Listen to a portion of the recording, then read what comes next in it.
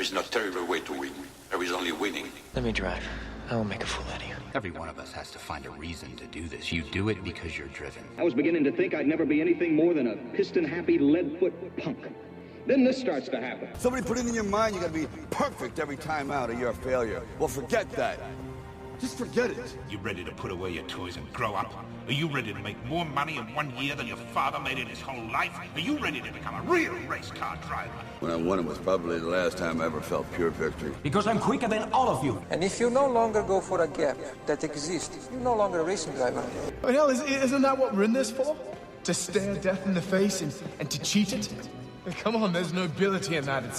It's like being knights. No pressure, nobody breathing down my back, just driving because I left it pure. A lot of people go through life doing things badly. Racing's important to men who do it well. When you're racing, it's life. Anything that happens before or after, it's just waiting. I just hope when you do, that I'm there to see it. Racing. That's the name of the game, isn't it? Win or lose, put up or shut up. Fine. Then let's race. Hi, I'm Tom Ingram and you're listening to Downforce Radio. Hi, I'm Jacques Villeneuve, you're listening to Downforce Radio. Hi, I'm Bruno Senna, you're listening to Downforce Radio. Hi, I'm Chris Hoy and you're listening to Downforce Radio. Hi, I'm Landon Norris and you're listening to Downforce Radio. We're back into the action for the third round of the 2019 Trent Valley Kart Club Winter Series. Jake Sanson with you up in the commentary box at a soaking wet PF International circuit. We are in the midst of the second heat of the Rotax Max 177 category.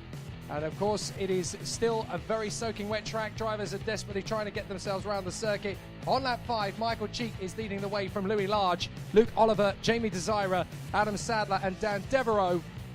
In front of Jason Wilson, Joe Bleakley, who has come back after his earlier DNS, Colin Davis and Ian Branfield from Taylor Adams and Joe Piffner, Cole Edwards and Chris Thomas all the way down in 14th, having a miserable day at the office, Charlie Whaley and Carl Churchill from Darren Whaley and Tim Darlow, Sam Winter and Aaron Yao, Ian Brown and John Scott from Ross Meakin, with just the two retirements, Mark Wingard on the first lap, and incredibly, Nathan Chafer, who battled for the victory last time, had a mechanical problem on the rolling lap and was not able to take up the start from his front of the grid position.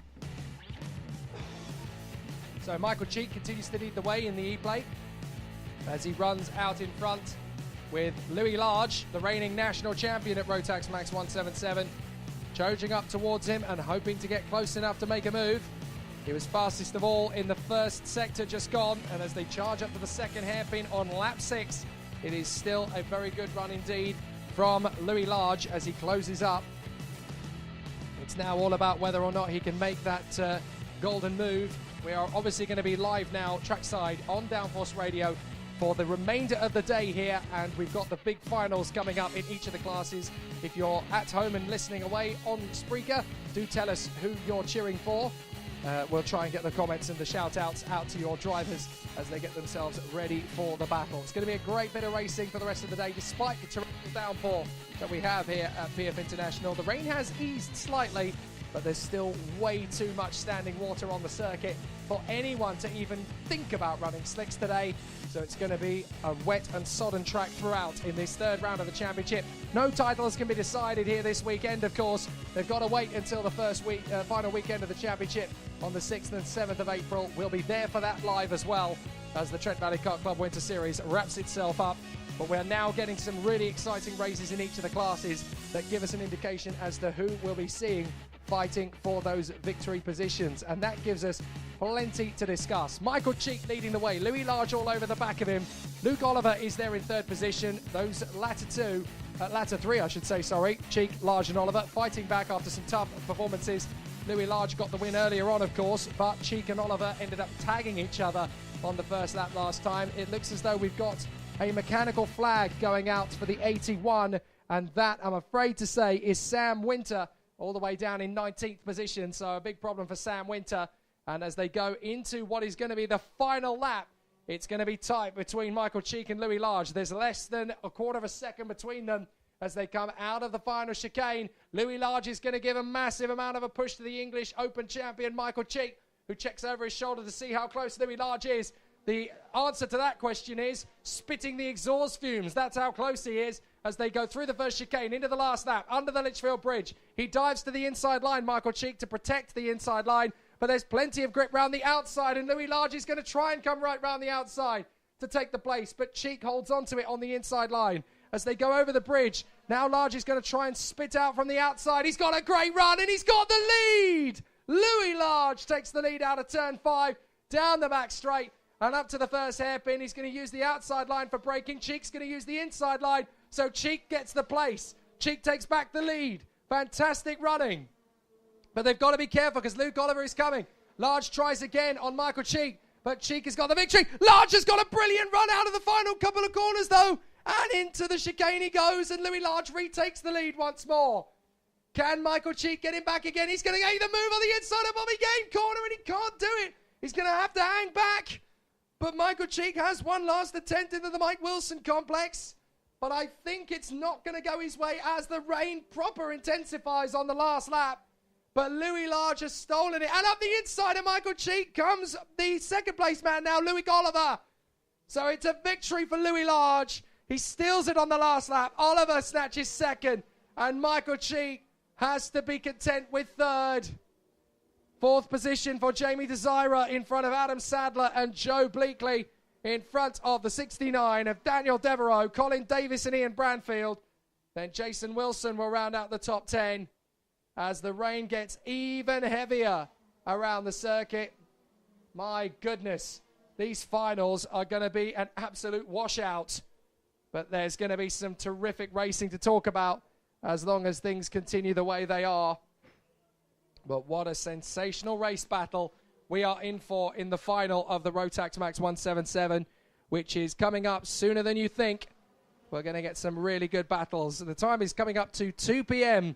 local time here in the United Kingdom. We know we get a lot of listeners to Downforce Radio abroad as well as here in the United Kingdom. But we're obviously now fighting the elements of the weather as the rain proper pelts it down. There are now no spectators in the grandstand just beyond the race control building towards turn 1. Nobody's willing to sit out in the open air and watch. So, to be honest, I think it's going to be pretty much in the indoor cafe and on the grandstand that is covered on the main straight from here on out. But fortunately, lots of people who decided not to brave the weather can listen to us via Downforce Radio wherever you are around the world. You can also listen back to it if you are trackside here. All you have to do is download the application Spreaker to your smartphones and tablets. It's a free app, and then you just search for TVKC, and you'll hear all the action from round 2 and round 3.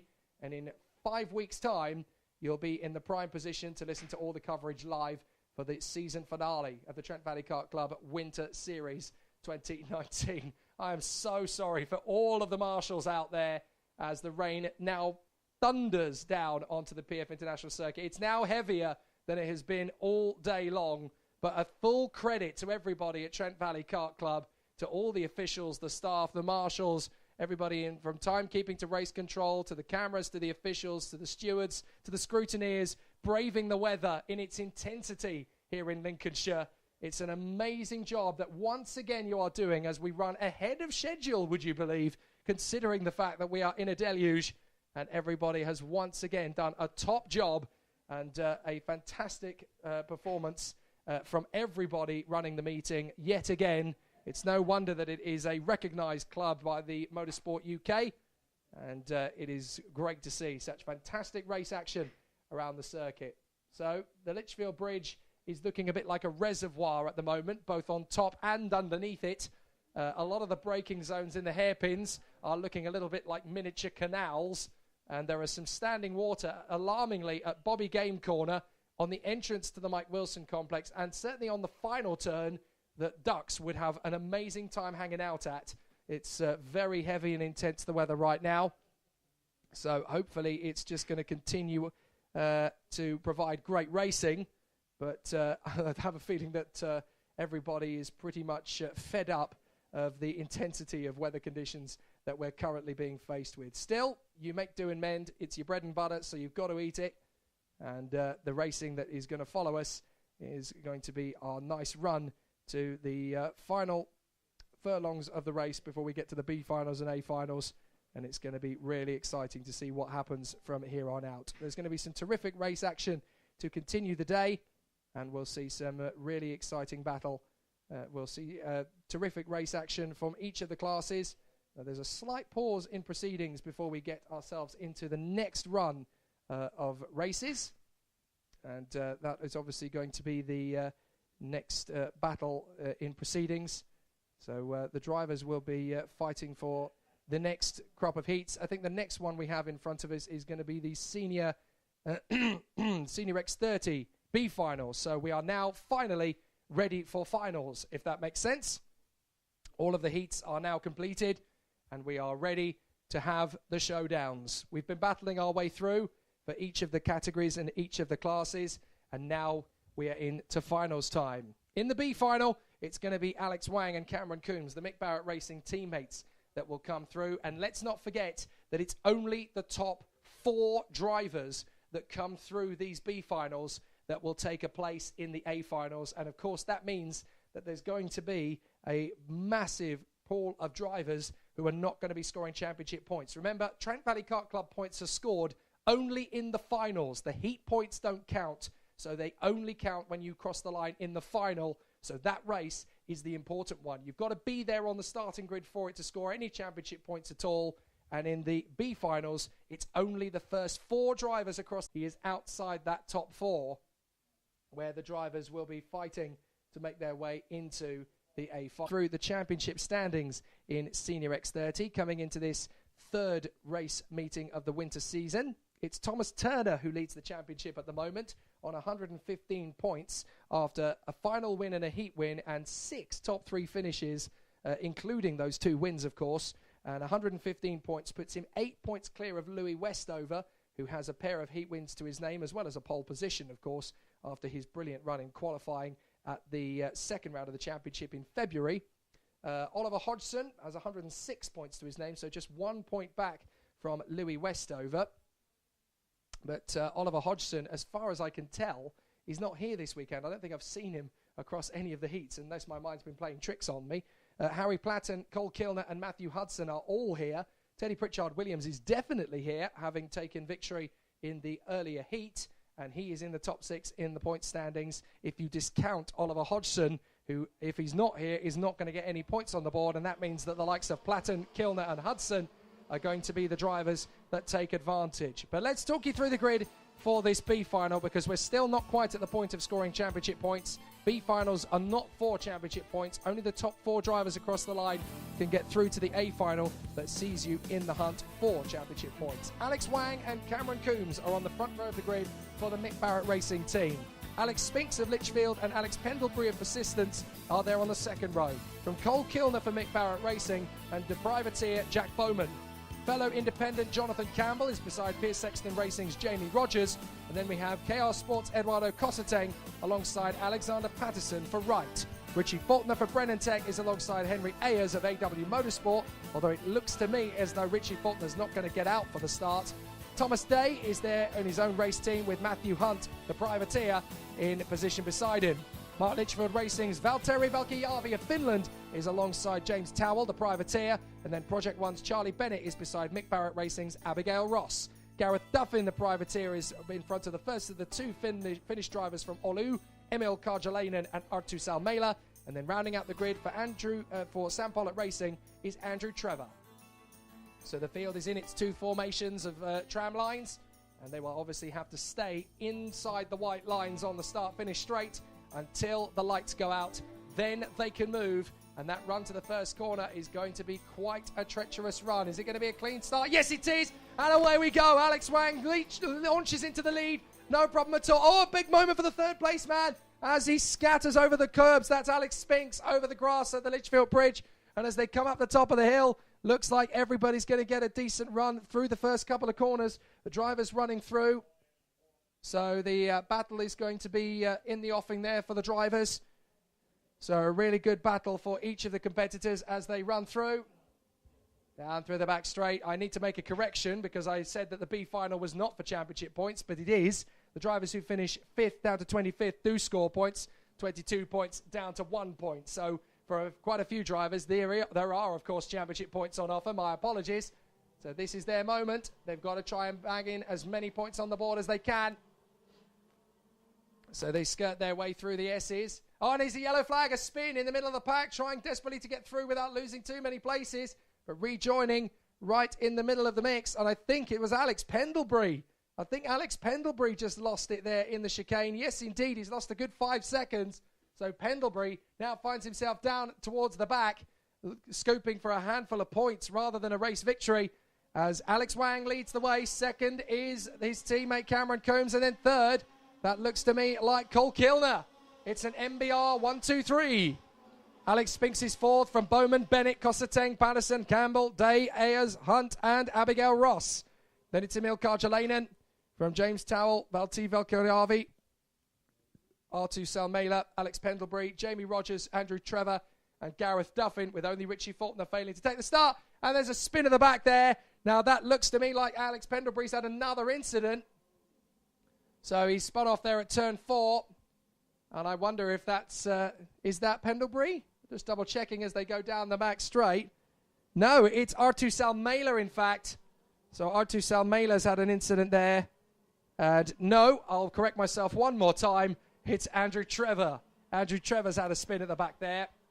So, and we had another spinner, though, just a couple of corners further on. And that, I'm afraid to say, is the 212 of Gareth Duffin, who has spun and rejoined at the back of the field. Meanwhile, the leaders are coming through. 1, 2, and 3, all for the same squad. Mick Barrett Racing's Alex Wang, Cameron Coombs, and Cole Kilner. And is that Kilner now through into second place? Not quite, but definitely thinking about it down the main straight as they go into the first chicane. 53 is Charlie Bennett in front of the 165 of Alex Spinks. That's fourth and fifth. Then Bowman, Patterson, Cosseteng, Thomas Day, Matthew Hunt, and Jonathan Campbell. Abigail Ross working her way through the field as well, up into 12th position.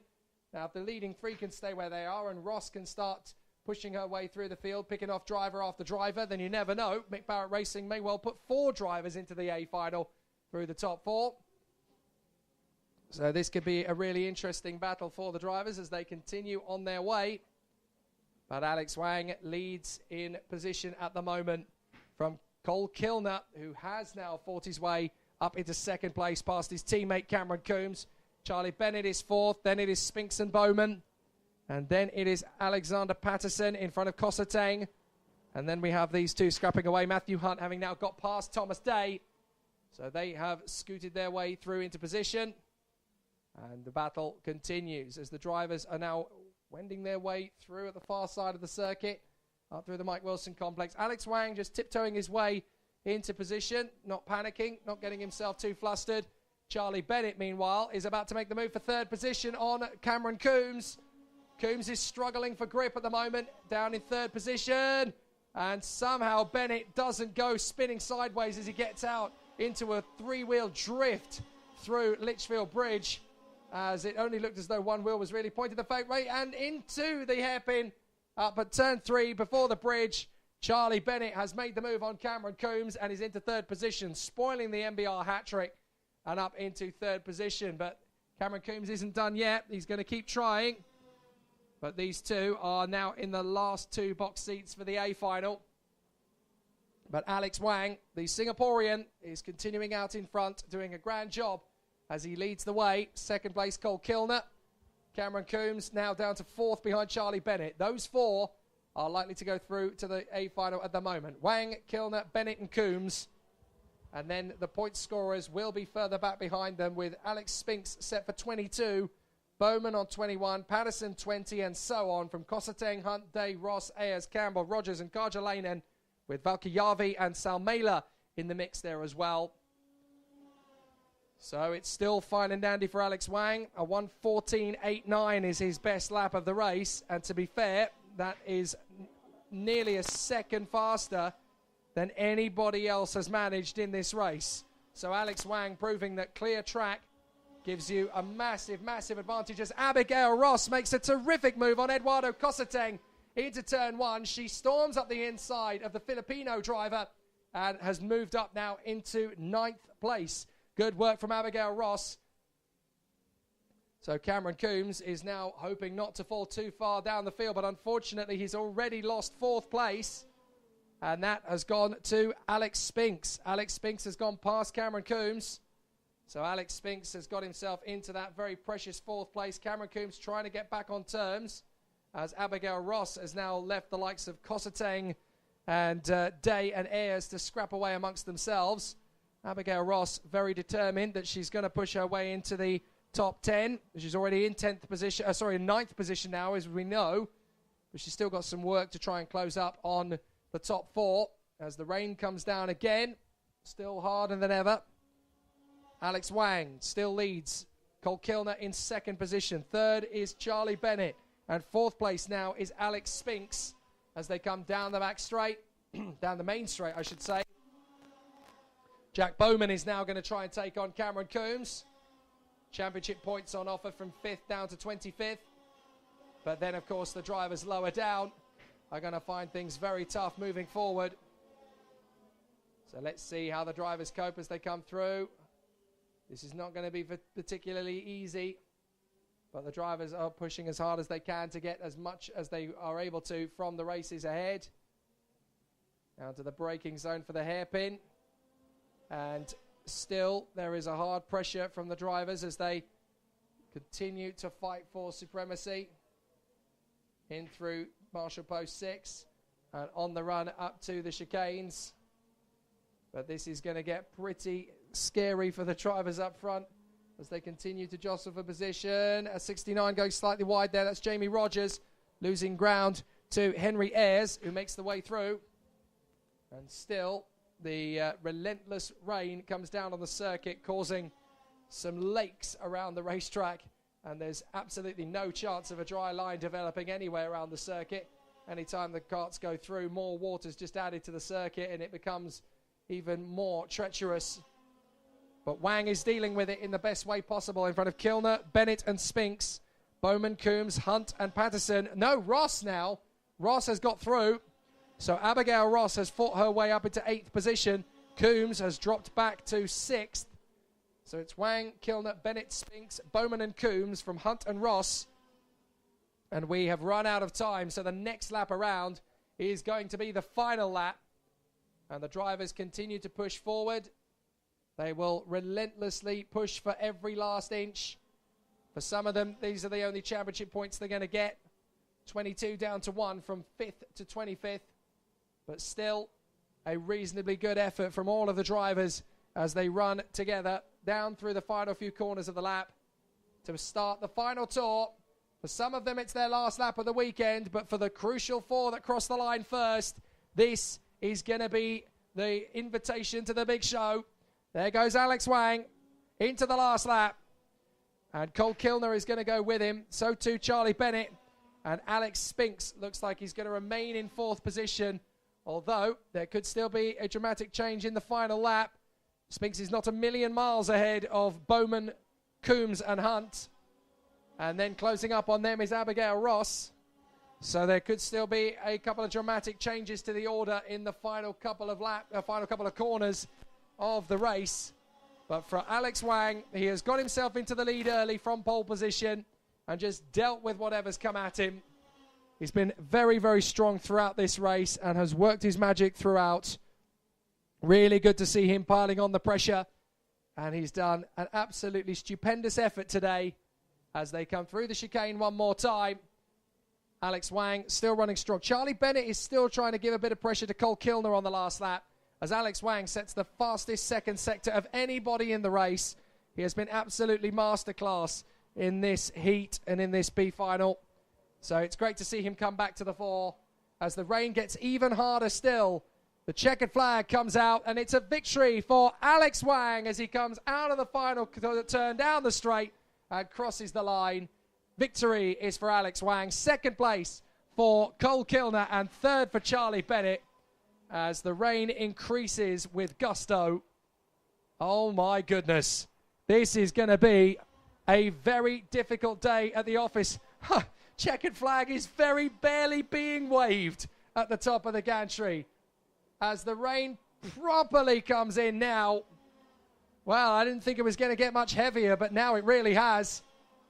And it's absolutely apocalyptic now. Do not be too surprised to see Noah's Ark drifting down the back straight. It's getting pretty hectic now. And we really are singing in the rain out there now with all sorts of carnage to come. My goodness. And as I say that, it gets worse. Oh dear. This is not wet weather anymore. This is a monsoon. Absolutely disastrous. Our poor marshals, our poor officials, they are working so hard in what is genuinely the worst downpour I have ever seen at PF International. I've seen some rain showers, but this really does take the biscuit. The last laps of some of the drivers there were 1:19s, and that is really quite hectic. So the rain really has caused quite a deluge amongst the officials and the marshals. Mr. Starter is looking very much like a duck pond on his own at the moment. But hopefully it's not going to be too heavy for the rest of the day. But any surface water that was off the racing line has now made sure there is no racing line, effectively. And I'm afraid on the last lap we did have one retiree, and that was the Finn Emil Karjalainen.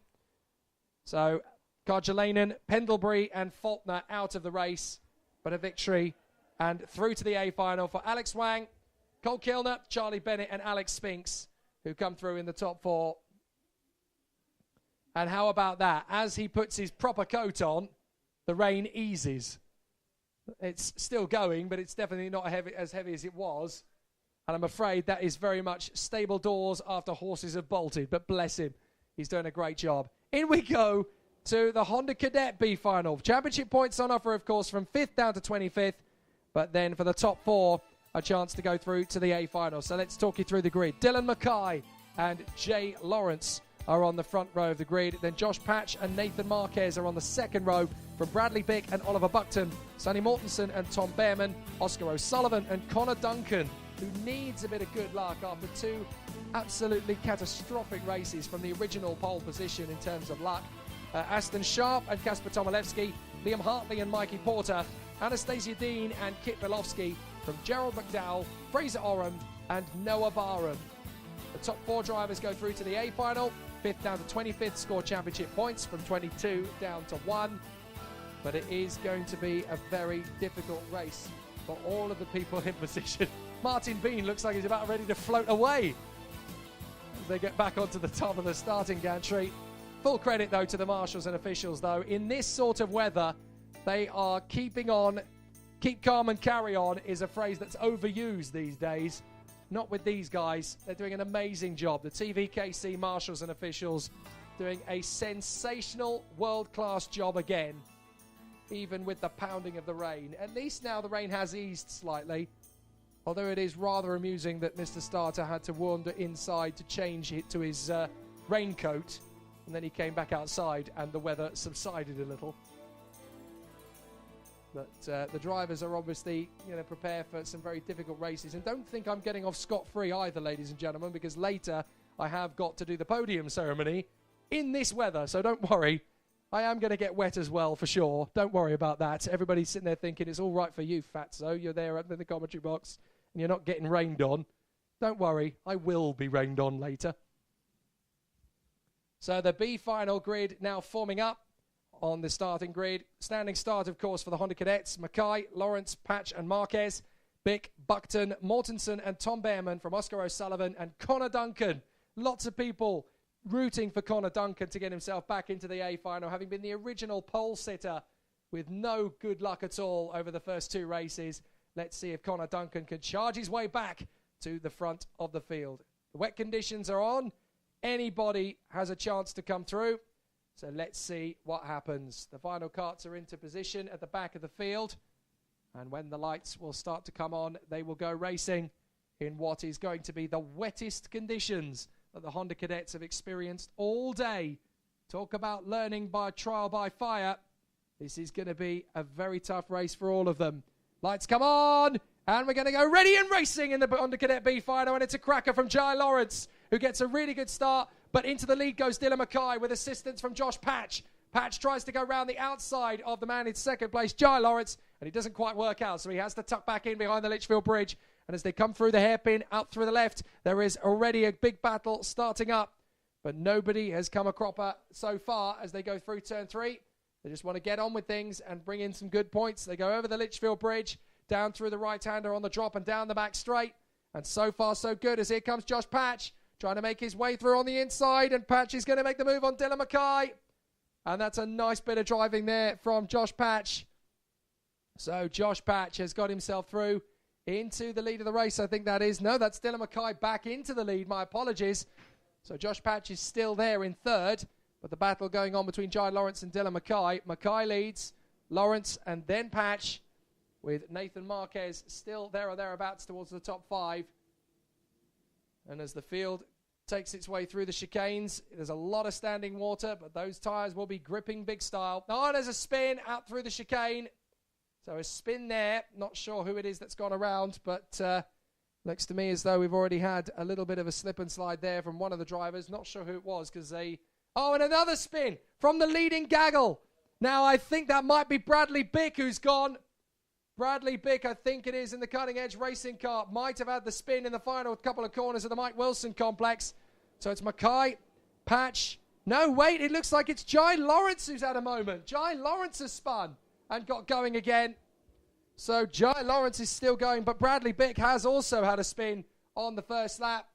So both Bick and Lawrence in trouble on that first lap. Dylan Mackay is leading from Josh Patch and Nathan Marquez from Connor Duncan in fourth. So far, so good for Duncan. He is back into the hunt for victory in this B final, and in fact has got up to third.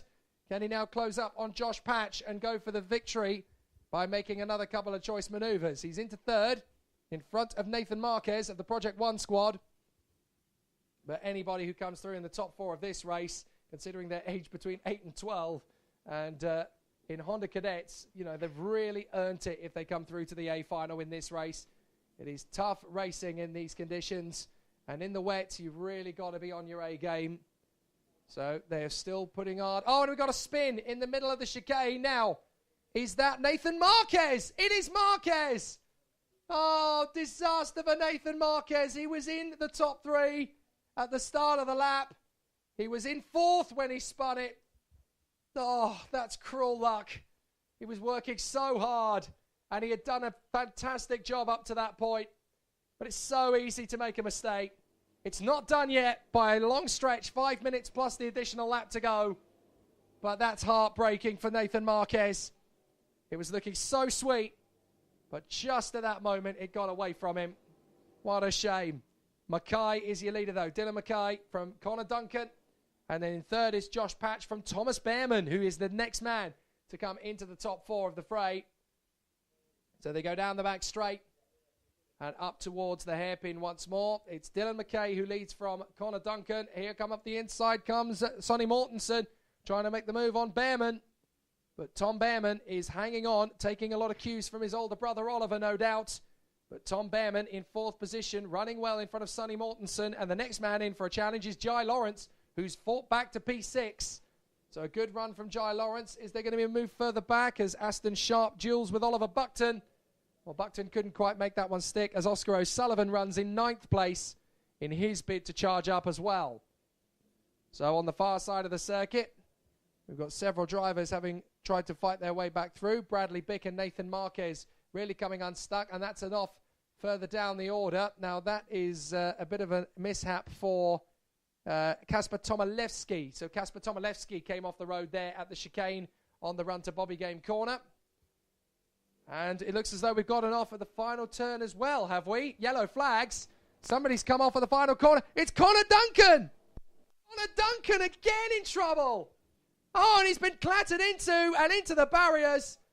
Well, Connor Duncan's come off at the final corner and somebody's speared into the side of him. And I think that's Kasper Tomilewski.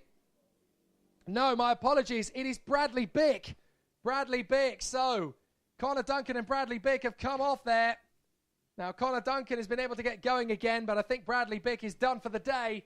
What a shame. Well, Connor Duncan is just not prepared to give up.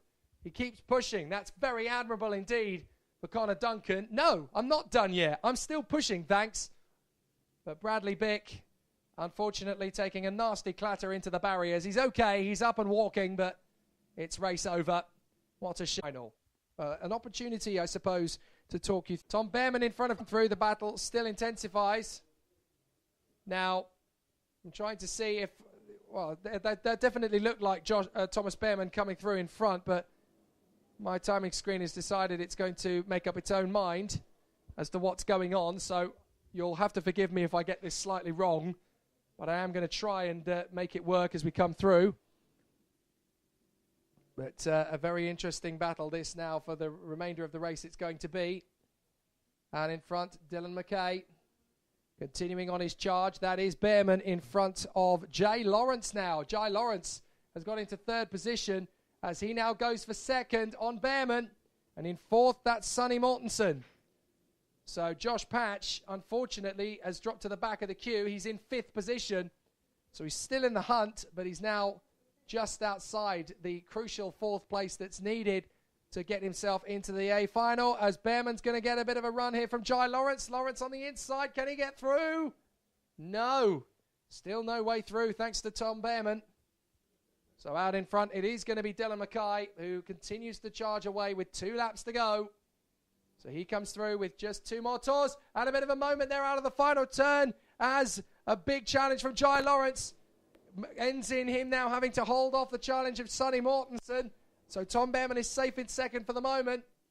But there could be a bit of a challenge now as Sonny Mortensen tries to get up the inside of his main rival in this little battle. So Jai Lawrence still hangs on to third. But Sonny Mortensen is now very much all over the back of Jai Lawrence. And both of them are working very hard to close up on Tom Behrman. So as they come through once again, looks like for the moment at least the rain has abated slightly. But there's still plenty of standing water on the circuit. Here comes the move up the inside from Jai Lawrence. Trying to come through on the inside. Not going to happen on Tom Behrman. Behrman is going to hold that second place as long as he can. Sonny Mortensen in fourth position needs to stay hungry. There might be an opportunity to make a place or two as Jai Lawrence has a look to come up the inside of Tom Behrman. Behrman is not going to let him through. This is great defensive work from Tom Behrman, who's having a cracking run. So far, so good as they run through onto the far side. But Dylan Mackay is looking really good as he comes through. So out onto the main straight once again. And there is Dylan Mackay. He runs to the victory with just 1 more lap to run. Second place. Your guess is as good as mine at this stage. Behrman still has Lawrence and Mortensen all over him. Sharp is ahead of Patch now as they come through onto the final lap. But all 5 of those drivers are still very close, and there's only 3 spaces of those 5 that have enough time to go through to the finale. So it's not going to be straightforward. But the battle continues in earnest. They are working very hard indeed. They will keep Josh Patch. And as they come to the final couple of corners, I'm Dylan Mackay. And he's treated us to an absolutely sensational display of wet weather driving out of the final corner. And Dylan Mackay seals the B final. And he will be on the grid in Honda Cadet for the A final. And he's happy with that. Second place is going to be... It's going to be just Jai Lawrence in front of Tom Behrman. And then Sonny Mortensen will join them in the A final later. A sensational battle to the flag comes to an end then. And that really was pretty sensational stuff. Great effort, great racing.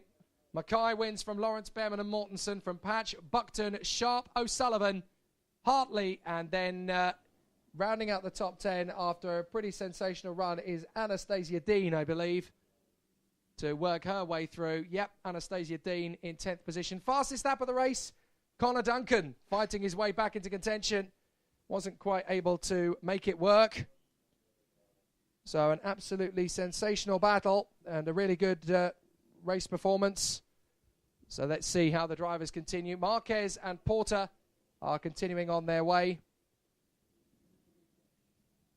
So a great bit of racing as they continue to finish up on the B final rolling lap on the final lap of contention. So really good racing and a sensational battle. So the B final is done and dusted then for Honda Cadet. The next one is the Senior Rotax B final.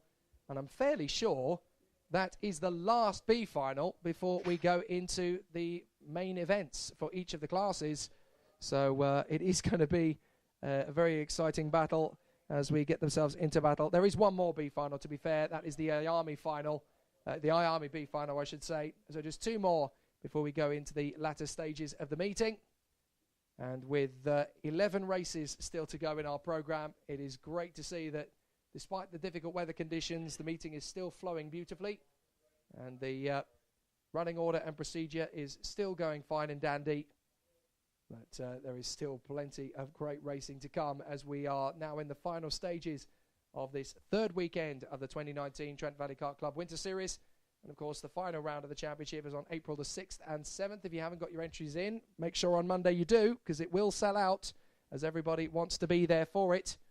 So we are just getting ourselves ready now for the B final in the Senior Rotax category.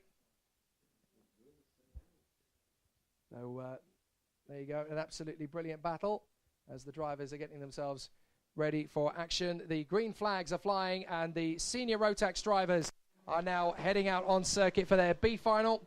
Once again, the top four across the line go through to the A final. 5th down to 25th will score championship points for the weekend. So we'll just wait for the drivers to get themselves out on circuit after a thrilling battle.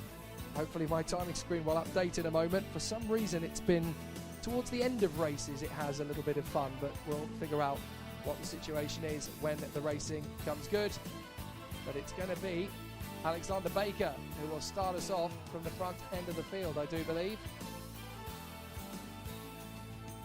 So Alexander Baker from Harvey Edmondson, James Watson and Thomas Walker, Jemima Hepworth and Sam Sanders from Tiernan McCann and Louis Fleet, Mackenzie Morris and Lewis Smith, Sam Stansbury and Joe Hunt, from Finley Sword and Jaden Walker, Harry Canham and Matthew Beaumont, and then James Lingard and Matthew Scaife. It's very unusual to see a big name like James Lingard down at the back of the field, but he's having difficult... Who's that that's pulling off? We've got someone pulling off there on the way around the formation lap. And unfortunately, I can't quite make out who that is in the position there who's been unable to take the start. Car just pulling off at the first hairpin to no avail. So we're going to have at least one retirement with the race not even starting for that one lone driver. And rather disappointedly walking in, trudging in, he'll go straight to the pits, I'm sure. As his weekend comes to a close, we're in the tram lines, ready for the start, and we're away. Cracking start as we get through to the first corner. No problem for no problem for Tom Walker, who leads the race, and into the first corner. And a problem for 51. Harry Canham is breaking down and pulling in on the first lap as well. So all sorts of drama. Looks like we've lost one driver on the rolling lap up at the top of the hill, one driver on the rolling lap at the first hairpin, and now Harry Canham has pulled off at the start of the race, and we've got a car off at turn 5 of the Litchfield Bridge and dropping down the order. It looks like Alex Baker has not even taken up the start of the race. So the car that pulled off the circuit was the 55. That is Harvey Edmondson from the front row of the grid. So Edmondson from the front row wasn't even able to take up the start of the B final. So talk about drama. No Baker, no Edmondson. That's both of the front row men. Harry Canham broken down. And now we've got more drama. That's another spinner. 2 spinners, in fact, on the way to the chicane. There's absolute drama aplenty in this one. So I think that's Matthew Beaumont and Finley Sword who have both gone around. So already big problems. So who is leading the race? Well, I can tell you that tiptoeing his way through the puddles and over the start-finish line is the 21 of Tom Walker. So Walker leads the race. Sanders is second from Jemima Hepworth and Tiernan McCann. So those are the 4 likely to go through. Then James Lingard, Finley Sword and Louis Fleet, Lewis Smith and Jaden Walker, then Joe Hunt, Mackenzie Morris and Sam Stansbury in front of Matthew Beaumont and Matthew Scaife. Nobody else is still running. Edmondson out, Baker out, Watson out, and Harry Canham out. And they didn't even complete the first lap. In fact, in the case of all 4 of them, They didn't even complete the rolling lap. Absolutely amazing. So, for all the wrong reasons, their weekends come to a bitter, bitter end. But Tom Walker leads the way for Dan Holland Racing and looks good to get himself through into the A final. I do believe, is that snow? I'm just looking out the window. I'm trying to figure out if that's snow or not. I'm not sure well, I don't know. It might well be. We've certainly got a lot of excess wind now joining us on the circuit. But there's been an awful lot of water falling on the circuit over the last couple of hours, that's for certain. And I thought for a moment that it might have been snowing, but I'm not sure. Anyway, through they come. Walker, Sanders, Hepworth and Lingard. Then it is Tiernan McCann in front of Louis Fleet and Finlay Sword. So let's talk about James Lingard, up 13 places to 4th, and now taking on Jemima Hepworth for the Team Clay squad. And not going through yet. James Lingard has found his first stumbling block, and that is Jemima Hepworth. A very talented racing driver, Jemima Hepworth, and running well in 3rd position.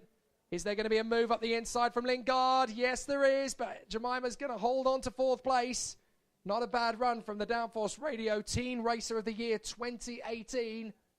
She's still there in 4th position as she runs with Tiernan McCann, hoping to keep that place on the charge up the order. So they come up and over the top of the curbs, running through beautifully as they go in and out, weaving their way through the corners. Now this is going to be quite a sensational battle. The drivers continue to work their magic around the circuit. And now the drivers will continue their battle. Oh, a spinner. We've got a spinner at the first hairpin. Now that, I'm afraid to say, is the 43. That is Matthew Scaife, who was down at the back of the field regardless. As the leaders come through, and Sam Sanders has got through into the lead. What has happened to Tom Walker? He's been swamped.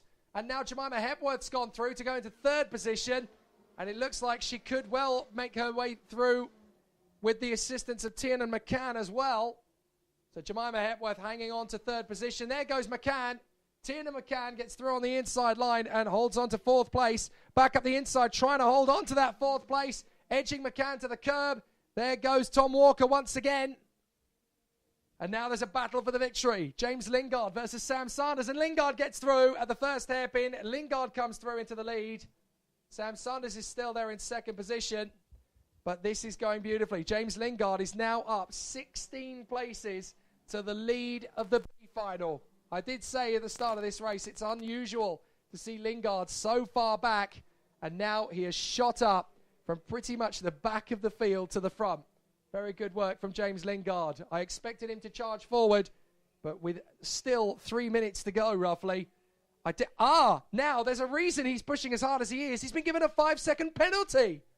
So James Lingard has been given a 5-second penalty. Now, that's the race leader having been given a penalty. Now, that means he's got to now stretch out a gap of 5 seconds over Sam Sanders. Now, we had a similar issue like this at the Dubai O Plate in January when Jamie Day was leading, and he was given a 3-second penalty for coming out of his position of the tram lines. He was given a 3-second penalty and had to pull out a gap of 3 seconds at least to continue on in the victory. Amazingly, he pulled out a 7-second gap, so it was never really an issue. But now James Lingard has just got to keep pushing in the last 2 minutes and 10 plus the additional lap to get at least a 5-second gap in the hope that he will not be docked out of position. Now, if he can gain another second, he will at least make the A final, even if he doesn't win the race, technically speaking, on paper. Tom Walker has got through past Jemima Hepworth, and there's an off in the barriers at turn 1. Turn 6 even. We'll get there eventually. That is one of the Project 1s, and that is unfortunately a bit of a big problem for Joe Hunt, who was in P6. So he was charging his way through in the hope that he could make the A final, but that's not going to happen now. Out in front, James Lingard just trying to edge the gap to 5 seconds. He's done another fastest lap, a 1:17.6. The gap is now extended to 2.5. And Tom Walker and Jemima Hepworth are 3rd and 4th, and they're over 6 seconds back. So at least Lingard will not fall out of the A final. He'll drop to 2nd at worst if he continues as he is. But if he keeps pushing, he'll still be able to make the A final. He'll just be second, not first, as he is on the road. But he wants to make the last 2 laps count, and he's been going over 1.2 seconds faster than Sam Sanders for the last couple of laps. So if he can just keep that sort of pace up, he may still win the B final, but he's just got to keep pushing. If Sanders makes one mistake and Lingard has 2 perfect laps, then he'll just do it. But Lingard versus Sanders, it's all going to come down to how fast Lingard is prepared to push to win, and how hard he needs to, remember the fact that there's 2 or 3 drivers behind him, but they're a long way behind him. Over the line this time will come Lingard, and he will go into, now he's going to have an additional lap to do, because he's actually heading into the penultimate lap now. So Lingard has been given a bit of a breather in that regard. A 1:17.3. The gap is now up to 4.77. Now, all he's got to do is 2 more laps like his last 2, and he'll be guaranteed the win, even if with that 5-second penalty. And that's what he's going for. So he just needs to keep edging it out. But so far, so good for James Lingard. He just needs to keep pushing. But fortunately, he is the kind of driver who has the speed to push his way further forward. Sam Sanders in second place. Tom Walker in third from Jemima Hepworth and Tiernan McCann. Jaden Walker and Finley Sword. Louis Fleet and Lewis Smith from Morris, Hunt, Stansbury, Beaumont and Scaife. And everybody who started the race is still going. That's 14 of them. The other 4, Edmondson, Watson, Cadham and Baker, didn't even get the chance to show that. So here comes James Lingard. Now, at the rate of his development, he's done that last time around 1.5 seconds clear of James Lingard. Of Sam Sanders. He is James Lingard. But are we going to see Lingard come across the line this time with a lead of over 5 seconds? We certainly should do. His lap times are looking good enough to do that. Last lap for Lingard. Here we go. He comes through on a 1:17.11. Ridiculously fast. And over the line comes Sanders, and the gap is 7.3 seconds. There you go, job done. He'll keep pushing just in case, as out of the way gets Matthew Scaife. But it's all looking fine and dandy for James Lingard to win in front of Sam Sanders, Tom Walker and Jemima Hepworth, and those will be the 4 drivers who will make it through to the A final.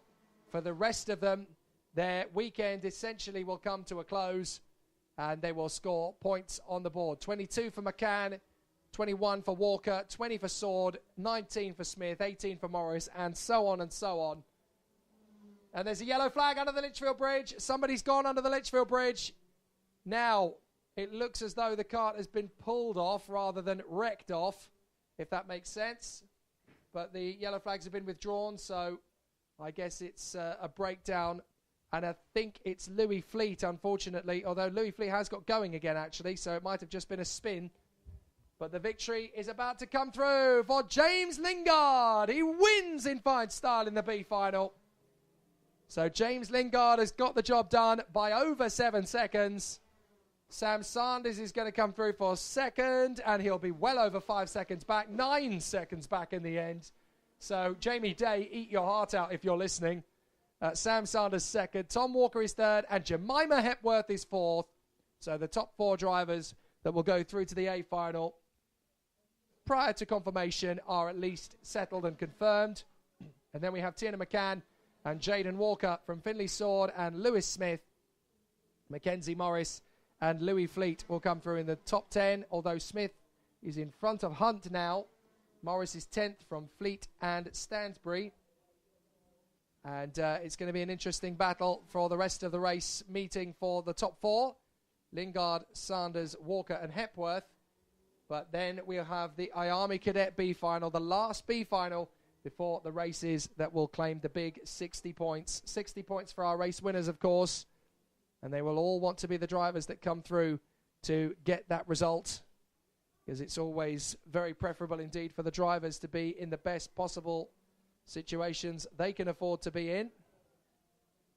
But there's obviously going to be some really exciting battle for drivers as they want to battle for supremacy. But They've got a lot of work to do to obviously keep up with the guys up in front of them. So we'll see how well they have done thus far. But it's always going to be an interesting challenge for the drivers as they continue to battle.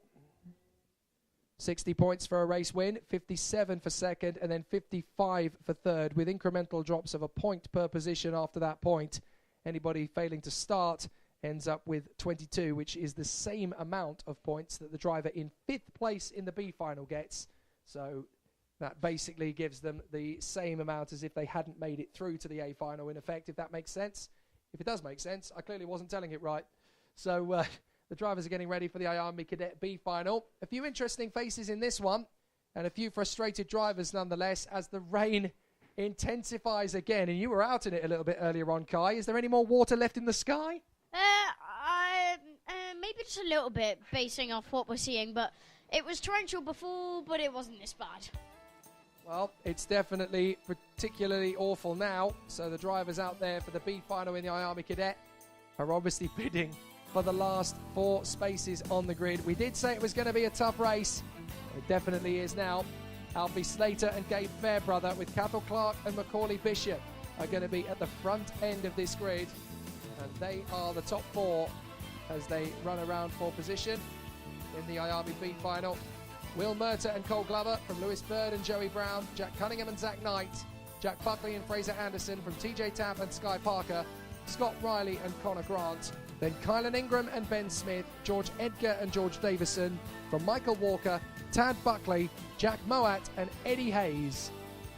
So for Alfie Slater, this is actually an important opportunity for him. He's obviously got big shoes to fill with big brother Freddie Slater doing so well in his own motor racing campaign.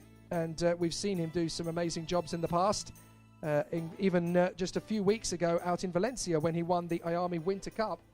But for Alfie, this is another opportunity for him to take some of the limelight and to demonstrate what he can do behind the wheel. Yeah, he's been doing really well so far, working with Fusion Motorsport, like his older brother Freddie. I think Freddie better watch out, because in the future, Alfie's definitely going to be challenging him. Yeah, he's definitely got that sort of speed, hasn't he? As they come out of the final turn, he and Gabe Fairbrother on the front row of the grid, and they're going round again, I think. No, they are starting, so away we go. In through the first corners, and so far so good for Fairbrother and Cathal Clark. Looks like Cathal Clark didn't have too bad a problem through the first couple of corners, and as they come up through the top of the hill, it's going to be side by side. Is that round the outside? Is that Cathal Clark taking the lead round the outside? It is! Cathal Clark has hit the front. Absolutely superb in the B final. He's now leaving them dead, as well as 4 of them are scrapping away for second place. Down to the braking zone. Cathal Clark just needs to stay focused as up the inside comes, I think that's Mason Bishop, charging his way through to second position. So a very good run there from Bishop as he now gets second. In for third position, or up the inside for second place to take it away from him. That is the 44 of Will Murtagh. So Murtagh comes through, and also in the mix there is the 92 of Gabe Fairbrother.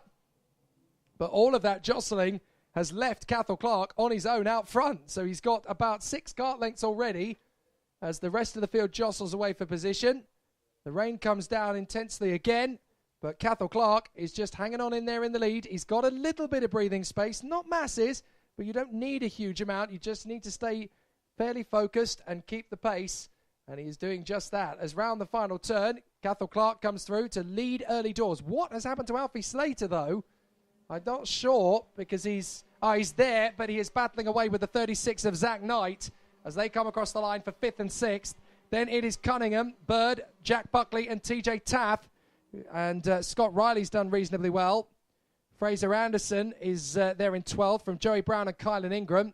Then Grant, Buckley, Sky Parker, Ben Smith and Eddie Hayes, Michael Walker, Cole Glover, Jack Moat, George Edgar and George Davison. But Cathal Clark is leading in the B final, and it looks pretty good from his point of view. Yeah, amazing start from Cole Clark. Great move around the outside on the bridge.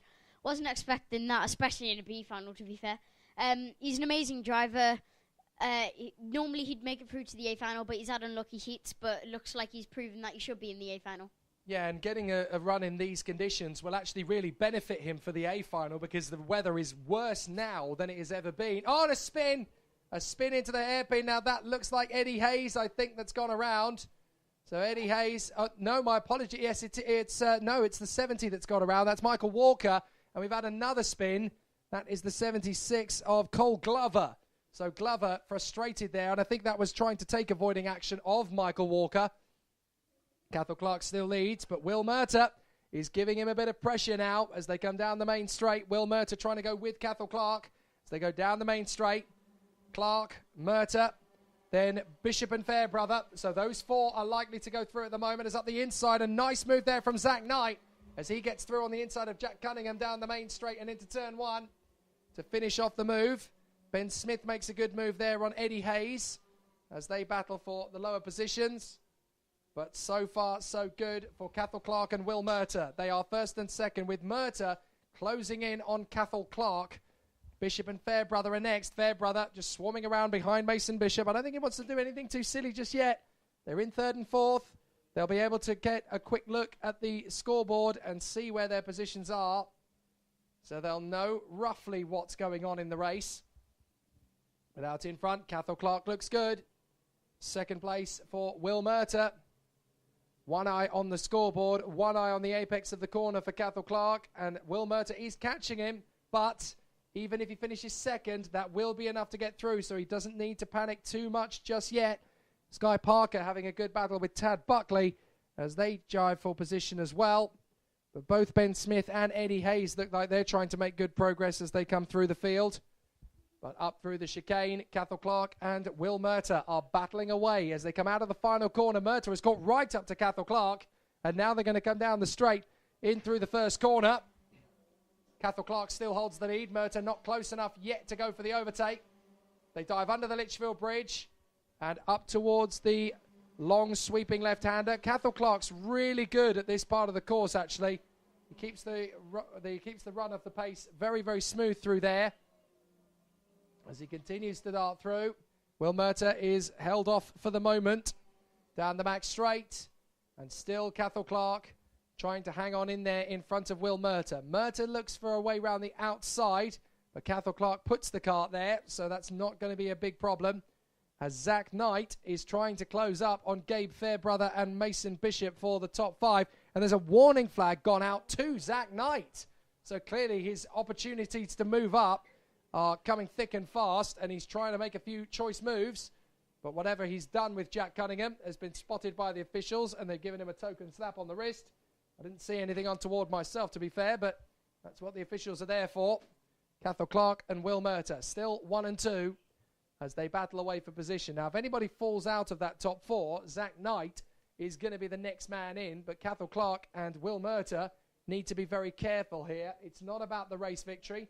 It's about getting through to the A final. Here they come down the main straight. Clark and Murtagh still nose to tail. Third and fourth, Bishop and Fairbrother still going well. And in fifth place, that is Zach Knight hanging on in front of Jack Cunningham. Keep the faith and keep digging. And we've got yellows at the final turn, I do believe. We did briefly, and that's the 20 of Jack Buckley. Jack Buckley has lost some time, so I'm assuming he's had a spin coming out of the final corner. And that's really cost him dear, unfortunately. So now, down the back straight, we have Cathal Clark hanging on in front of Will Murtagh as they go into the hairpin. So the race battle is still going to be highly charged between these two or three drivers. But Cathal Clark still leading, and now has actually started pulling out a gap again from Will Murtagh. And now the inside on the inside of Knight, that is Jack Cunningham. So Jack Cunningham through into P5. Zach Knight down to P6. So that's not going to give him much to be comforted by. And Will Murtagh is suddenly dropping off the back of Cathal Clark. I'm starting to wonder if Will Murtagh has some kind of mechanical problem. He's still going. He's not pulling off the circuit, but he's lost a lot of pace in the first sector. Half a second back in the first. 0.6 of a second back in the second. Has Will Murtagh got a tyre issue, or is something slowing him down particularly? Because Cathal Clark is now starting to edge away. A 28.7 compared to a 28.76. Well, he was quicker than Clark in the third sector. Maybe just a little bit of nerves creeping in there. It's very easy when you know that the cutoff is close. Maybe just made a couple of mistakes in the first two sectors. But Cathal Clark looking very solid and strong. He hasn't really put a wheel wrong in this entire race. And Cathal Clark, having fought his way up from 2 places back, got himself into the lead early, and it's looking neat and tidy from him. Yeah, he's had an amazing start, and just to keep developing from there, not pushing too hard, but not pushing not hard enough. He's just keeping it in the middle, keeping it safe, making sure he gets through to the A final. I think that's his main goal right now. Could we potentially see, with the pace that these guys are getting and the knowledge and experience they're getting from running in these wet conditions, potentially Cathal Clark could actually be a bit of a hard charger through from the field? I think definitely Cathal Clark can make his way through the field because he should be in the A final. He's just had, as I said, he's had unfortunate heats. But yeah, we'll definitely see him charging through, making as many places as he can. I think he'll definitely try his best. So with 1 lap to go at the end of this one, it's all about Cathal Clark in the lead of the race at present, trying to keep himself in position in front of Will Murtagh. Further back, there is a battle for 4th position. 3 of them are in the mix now. Mason Bishop is still there in 3rd, but Gabe Fairbrother has been caught by Cunningham, and also in there as well, Zach Knight. So the 3 of them are all bidding for that 4th position slot that will put them through to the A final. It's all got to be about who can go fast enough and long enough, and we've got a final corner incident. Somebody has spun into the barriers in the final turn. Now I think that is George Edgar. George Edgar, I think, has gone off there in the final turn, and the cart gets going again, but it doesn't help George Edgar's cause, unfortunately. So here we go. Here's the 4th place battle.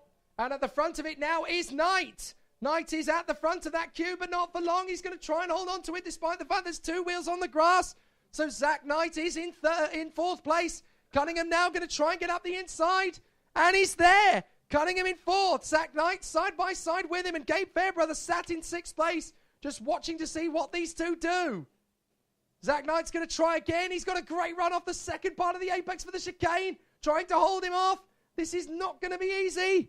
They come through the S's, and Knight is there. He's into 4th position. So Cathal Clark is going to get the victory out front into the final chicane. This has been a masterclass effort from Cathal Clark. He comes through. Checkered flag is his. He wins the A final.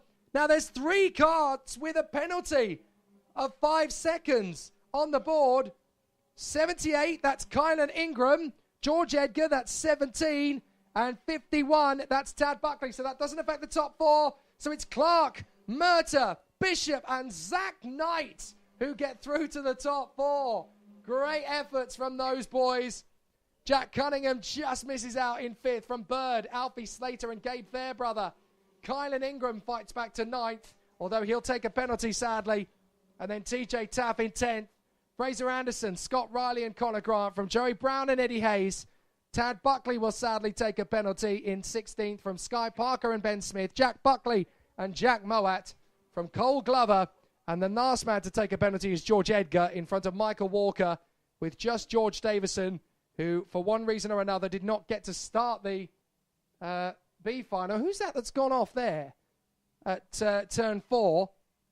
We've had a spinner on the rolling down lap. Now, actually, I wonder if that is Jack Buckley, because Jack Buckley has not come through again.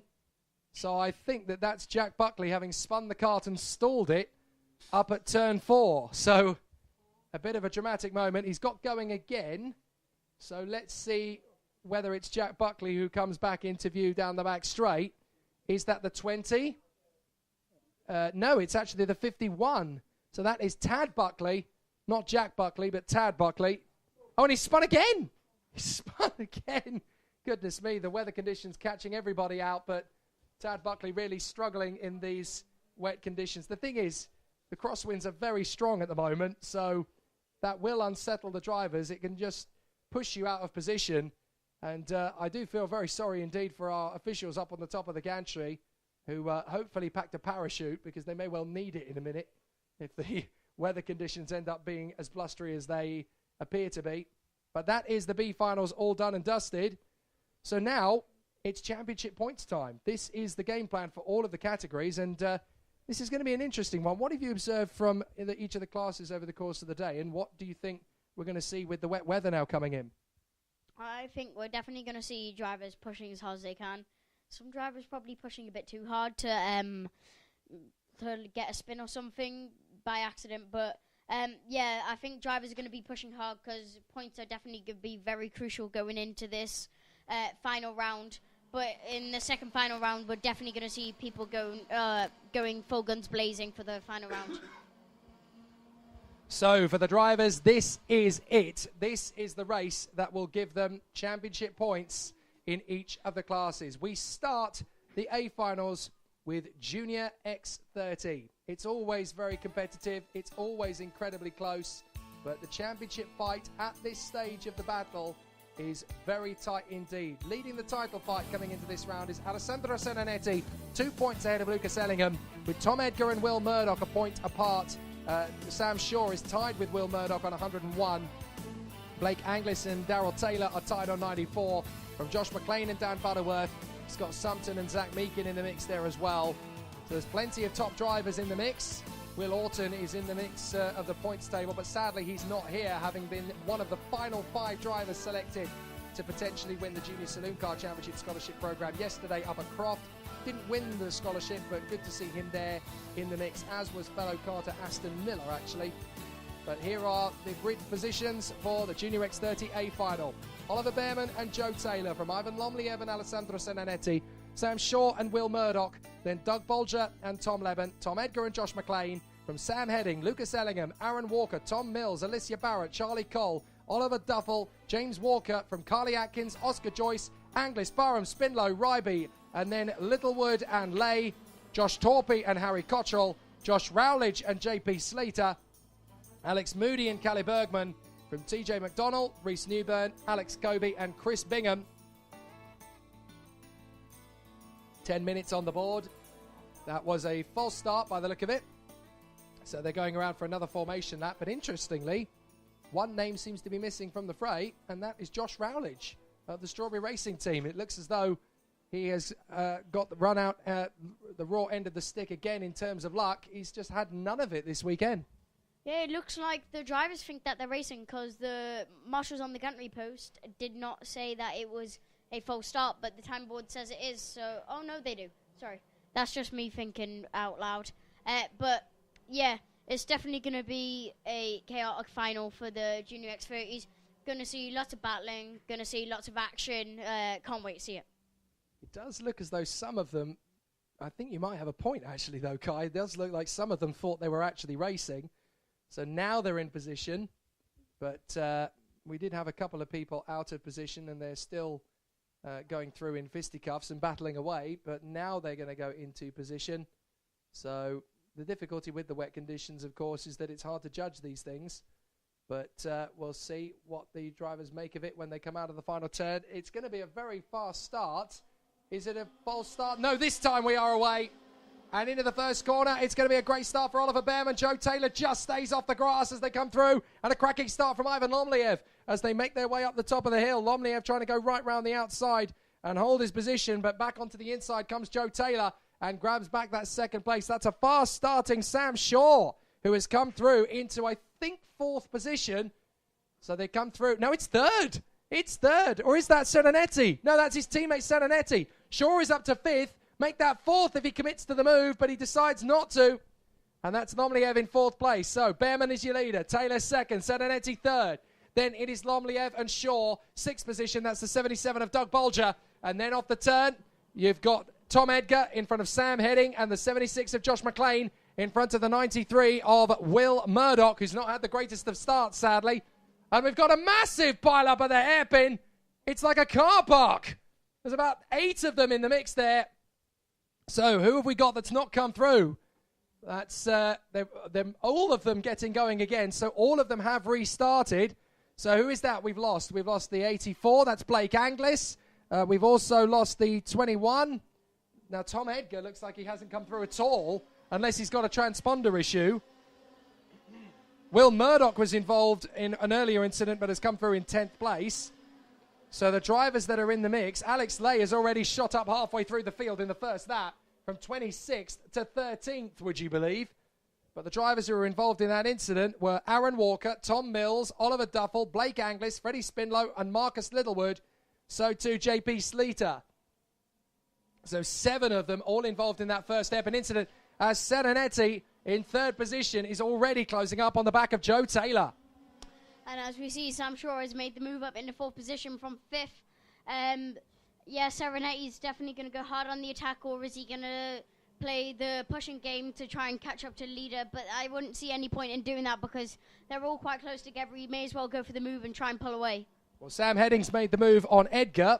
So Heading has got through on Tom Edgar for sixth position. Eighth place now is Josh McLean. Then Bolger, Murdoch, Leben, Ellingham, Lee, Barrett, Walker, Cole, Ryby and Oscar Joyce. And there's a warning flag gone out for the 70. Now that is Josh Torpy of the Litchfield Motorsport Squad. Not entirely sure what it is that he's supposed to have done. Didn't see an incident, but that doesn't mean there wasn't one. Serenetti going with Joe Taylor as he bids for his first final victory of the season.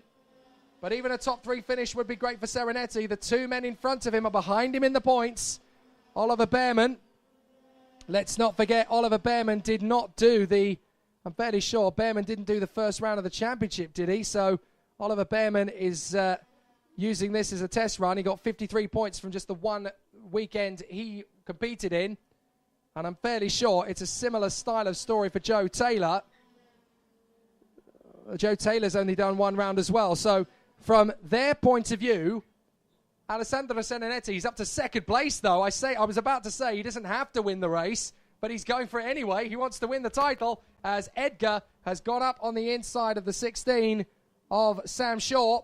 So Edgar has made the pass, and Shaw now really struggling. Yellow flags up at Bobby Game corner. Now that's where the leaders were going through.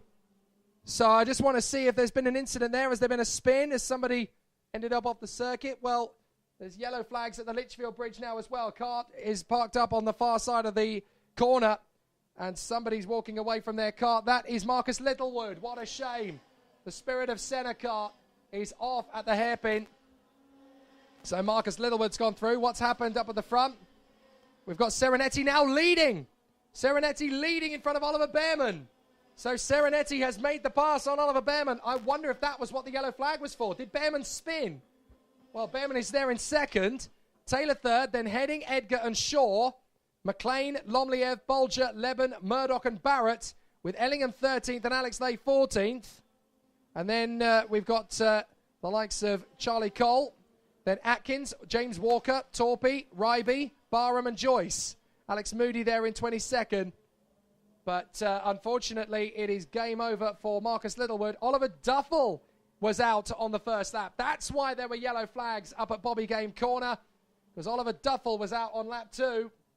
So we've got a stationary yellow at the first corner initially. So Rowledge, DNS, Duffel out, Littlewood out. And that means there's only 33 of them still running. But Serenetti, now that he's got into the lead, watch him stretch out the advantage. The Italian stallion, once again, is absolutely charging away. Alessandro Serenetti is absolutely romping to the victory. Yeah, he definitely has to be one.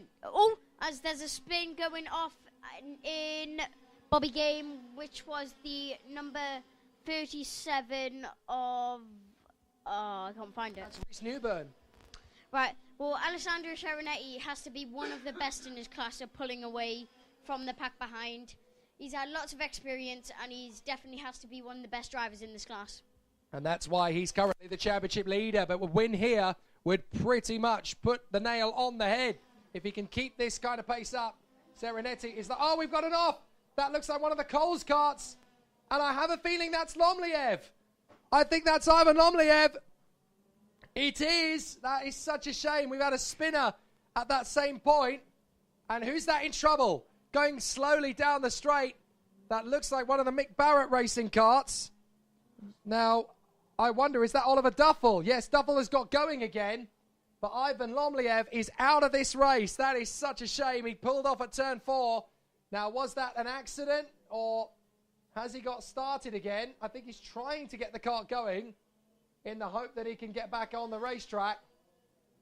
But Alessandro Serenetti's now going to win. And, yeah, that is Oliver Duffel just letting everybody go. So he's obviously pulling over and letting them all go by. So Serenetti leads. Behrman is second. Taylor is third. Then it's Edgar, Heading, Shaw, McLean, Leben, Murdoch and Bolger.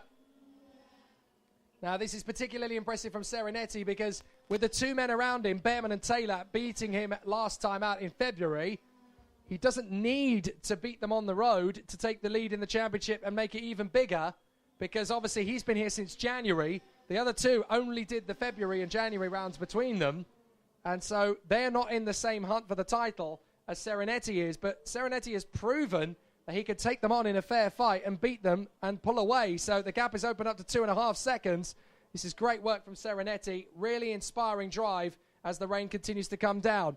Third is Taylor behind Behrman. Edgar is fourth from Heading and Shaw. And then McLean, Leben, Murdoch and Bolger round out the top 10. Yeah, the only problem is for the more races to come is the rain's just getting heavier and heavier and just coming down more and more on the track, which is going to make it harder for the drivers, and this will definitely bring out the best in the drivers. Like I said before, it'll be interesting to watch the races to come. Be great to see the wet weather masters at the top of their craft, and one of those is Alessandro Serenetti.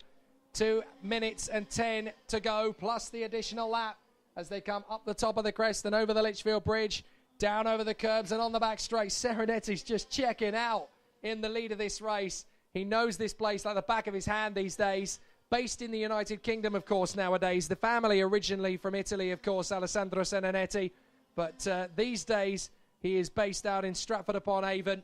He's only had one victory all season, would you believe, in one of the heats last time out when he was battling with Reggie Dewey. But it's his consistency and very good performances in the finals that have kept him in the hunt for the title. And now he leads the race here in the third final of the season. And it looks as though he's going to emulate the two drivers that have taken heat wins so far this season, final wins so far this season, Joseph Taylor and Reggie Dewey.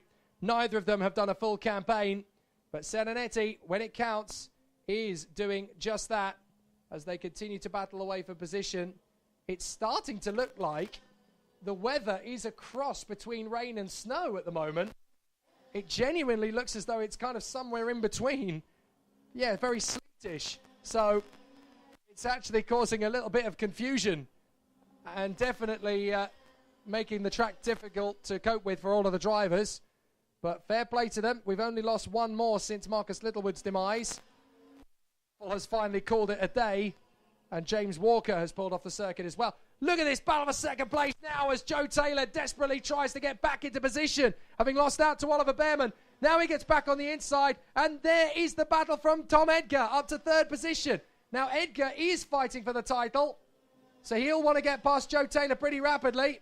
And in fifth place, that is Sam Heading. What has happened to Sam Shaw? Well, he is there in sixth place. He's fallen a few kart lengths back as Edgar now loses back to Oliver Behrman once more.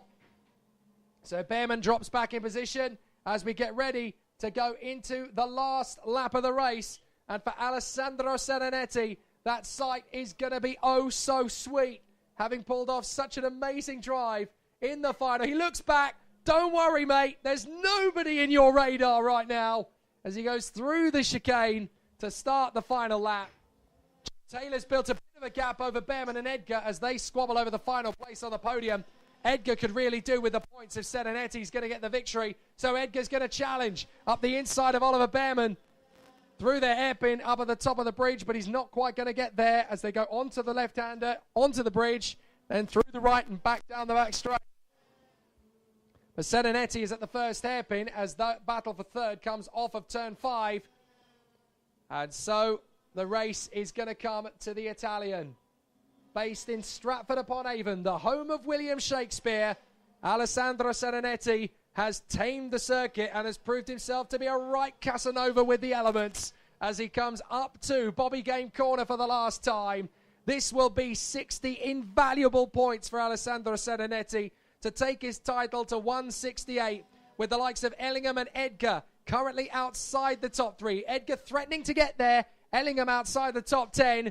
Alessandro Serenetti is going to take one step closer to becoming Trent Valley Kart Club Winter Series Junior X30 champion. Serenetti dominates. He wins a brilliant Junior X30A final. Superb from Serenetti. Taylor is second, and Edgar does fight back to third. That keeps him in the hunt for the championship. Behrman in fourth, Heading is fifth, Sam Shaw sixth from McLean, Leben, Murdoch, and Douglas Bolger.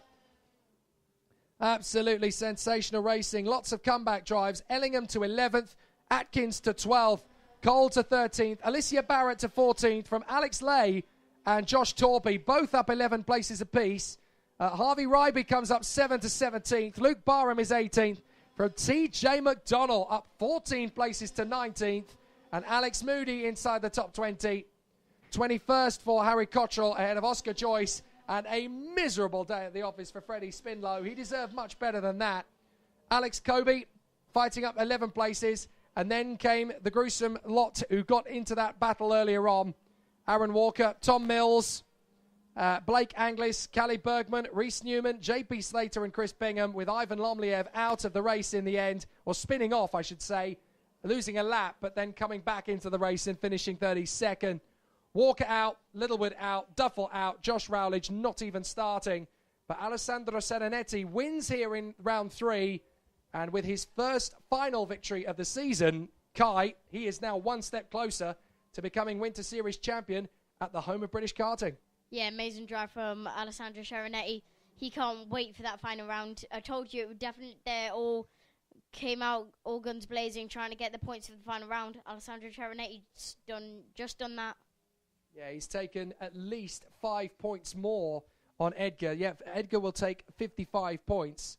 So the gap between Serenetti and Edgar in the title fight has gone up from 6 points to 11 points going into the season finale on the 7th of April.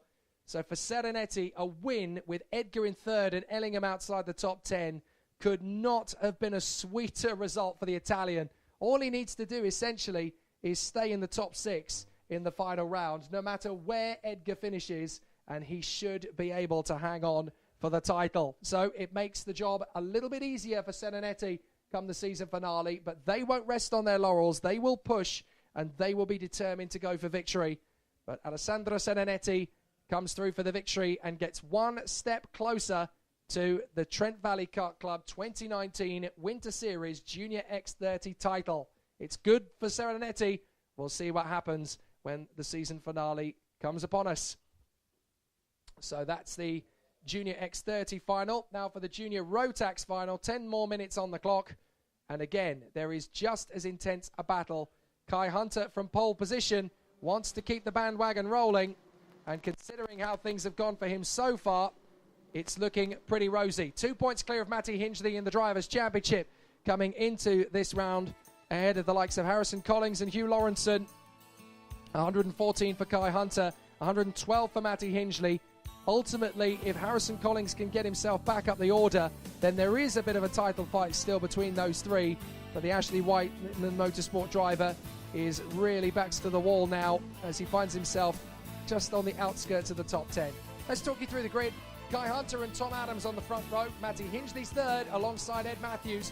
Then Jack Steadman and Will Jenkins. Matthew Higgins and Ryan Taylor-Truman. From Hugh Lawrenson and Max Edmondson.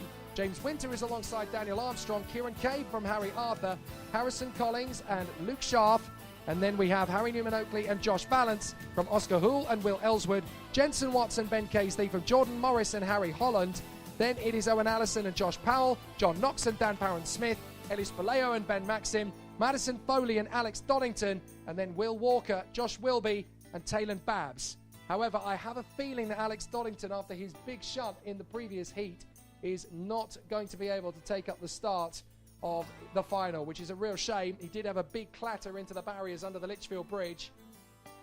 And I get the feeling that this is also going to be potentially a false start. The front of the grid is well formed. I'm not so sure about the back of it.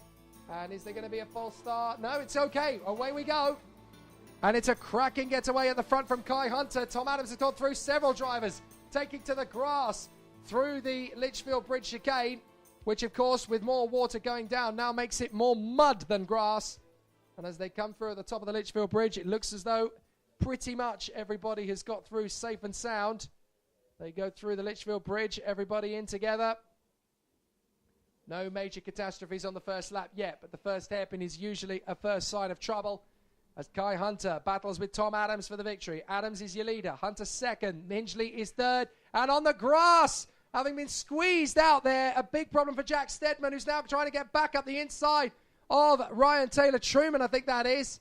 No, sorry, it's Ed Matthews. And now it is going to be Taylor Truman who comes through on the inside line to take the places off them. Oh, and there's contact. One of them's gone off onto the grass and has basically left the field for dead there. So I have a feeling that that is now going to be a real issue because one of the drivers has basically overshot and gone through the chicane. So I have a feeling there's going to be, I'm not sure entirely who that was actually, but I can imagine it was the car currently running in 4th position. Now, that is the 75 of Matthew Higgins. So I wonder if Higgins is going to get a penalty for that, potentially. There's certainly... it's Jack Steadman who's been given a warning on the... Jack Steadman's been given a warning on the digi-flag. Not sure what that's for, but Tom Adams is your leader. Second is Kai Hunter from Matty Hingley and Matthew Higgins. Then in 5th is Ed Matthews from Jack Steadman and Ryan Taylor Truman. Then Will Jenkins. So the battle continues in earnest. They're still battling well. Edmondson is 9th from Ellswood, who's made up 10 places. Lawrenson, Winter and Armstrong. Then Casey, who's up 8. Harry Newman Oakley, Harrison Collins, Kieran Kay and Harry Arthur. Then Jordan Morris and Josh Vallance. Nice dives through the field. We had a spin there at the hairpin. So who's that that's gone around? Unfortunately, that is the sudden demise of one of the drivers in the fray. Oh, we've had 2 spinners, actually. One of them is the 71 at the second hairpin, and then the 22 has gone in as well. So problems there, unfortunately, for, first of all, Dan Parron-Smith, and then for the 71 of Harry Holland, both of whom have spun on that lap. But they have plenty of time to come back. As into the lead, we know is Tom Adams from Kai Hunter, and those two are stretching out the gap to Matty Hingley in 3rd and Matthew Higgins in 4th. Now, if Tom Adams were to take the victory, 60 points on the board for him, that would increase his tally to 120, and that would get him right back into contention for a very late outside charge for the title. And it's a spin from Ryan Taylor Truman. Ryan Taylor Truman on the way to the first corner. Looks as though he had somebody going for the inside line of him. Or either that or it's Ed Matthews. I can't tell which one. It's definitely one of the Coles drivers. But we'll double check. It is Ed Matthews, I'm afraid. So Ed Matthews had Jack Steadman coming through on the inside. And Ed Matthews has spun away. So he is now out of what was 5th position, I'm afraid. So Edward Matthews is now tumbled down to the back of the field. And now finds himself a long way out of contention. Tom Adams leading Kai Hunter. I was going to say that with Adams taking the victory... Oh, a spin. A spin right there in the mix. And I'm not entirely sure who that one is. That is, 2 spins actually. The 70 is the first one, and then further round the corner, the 64 joins in. So that's John Knox and then Josh Powell. But up in the lead, it's still Adams and Hunter now. And a victory for Adams would take him to 120, the maximum score he can have, because he did miss a round. So that would take him to 2 victories. But then Kai Hunter would only finish 2 points ahead of Matty Hingley. And that would take his tally to... Well, I'm not sure what... I can't do the math quickly enough to do the tally, but I can tell you the gap. It was 2 points. So if he only gains 2 points, then he's going to score another victory over him. That means that Hingley would have to win to guarantee him the title in the final round of the championship, because that would mean he would beat... Kai Hunter by 5 points, and with the gap being 4 points, if it stays like this, he will have a chance to go for the title if he wins in the final round of the championship. So that would be an amazing way to get the job done, but he's still got to do it first of all. The big question is, can Hingley catch and then pass Kai Hunter? Because if he does, then they would be tied for points going into the season finale, and whoever beats the other will become the champion. So for Kai Hunter, he is there in 2nd place. Oh, wait a minute. Matty Hingley's under some pressure now from Matthew Higgins. So Higgins is still there in P4. But he is now really struggling to hold him off. And this could be a bit of a factor now coming into the second half of the race. Hingley will need to stay in the top 3. Higgins in 4th position. Kai Hunter wanting to make the bid to get past Tom Adams. But this is going to be a dramatic change of the proceedings if either... Hingley or Hunter has a bad one, as Higgins makes the move to get past Matty Hingley.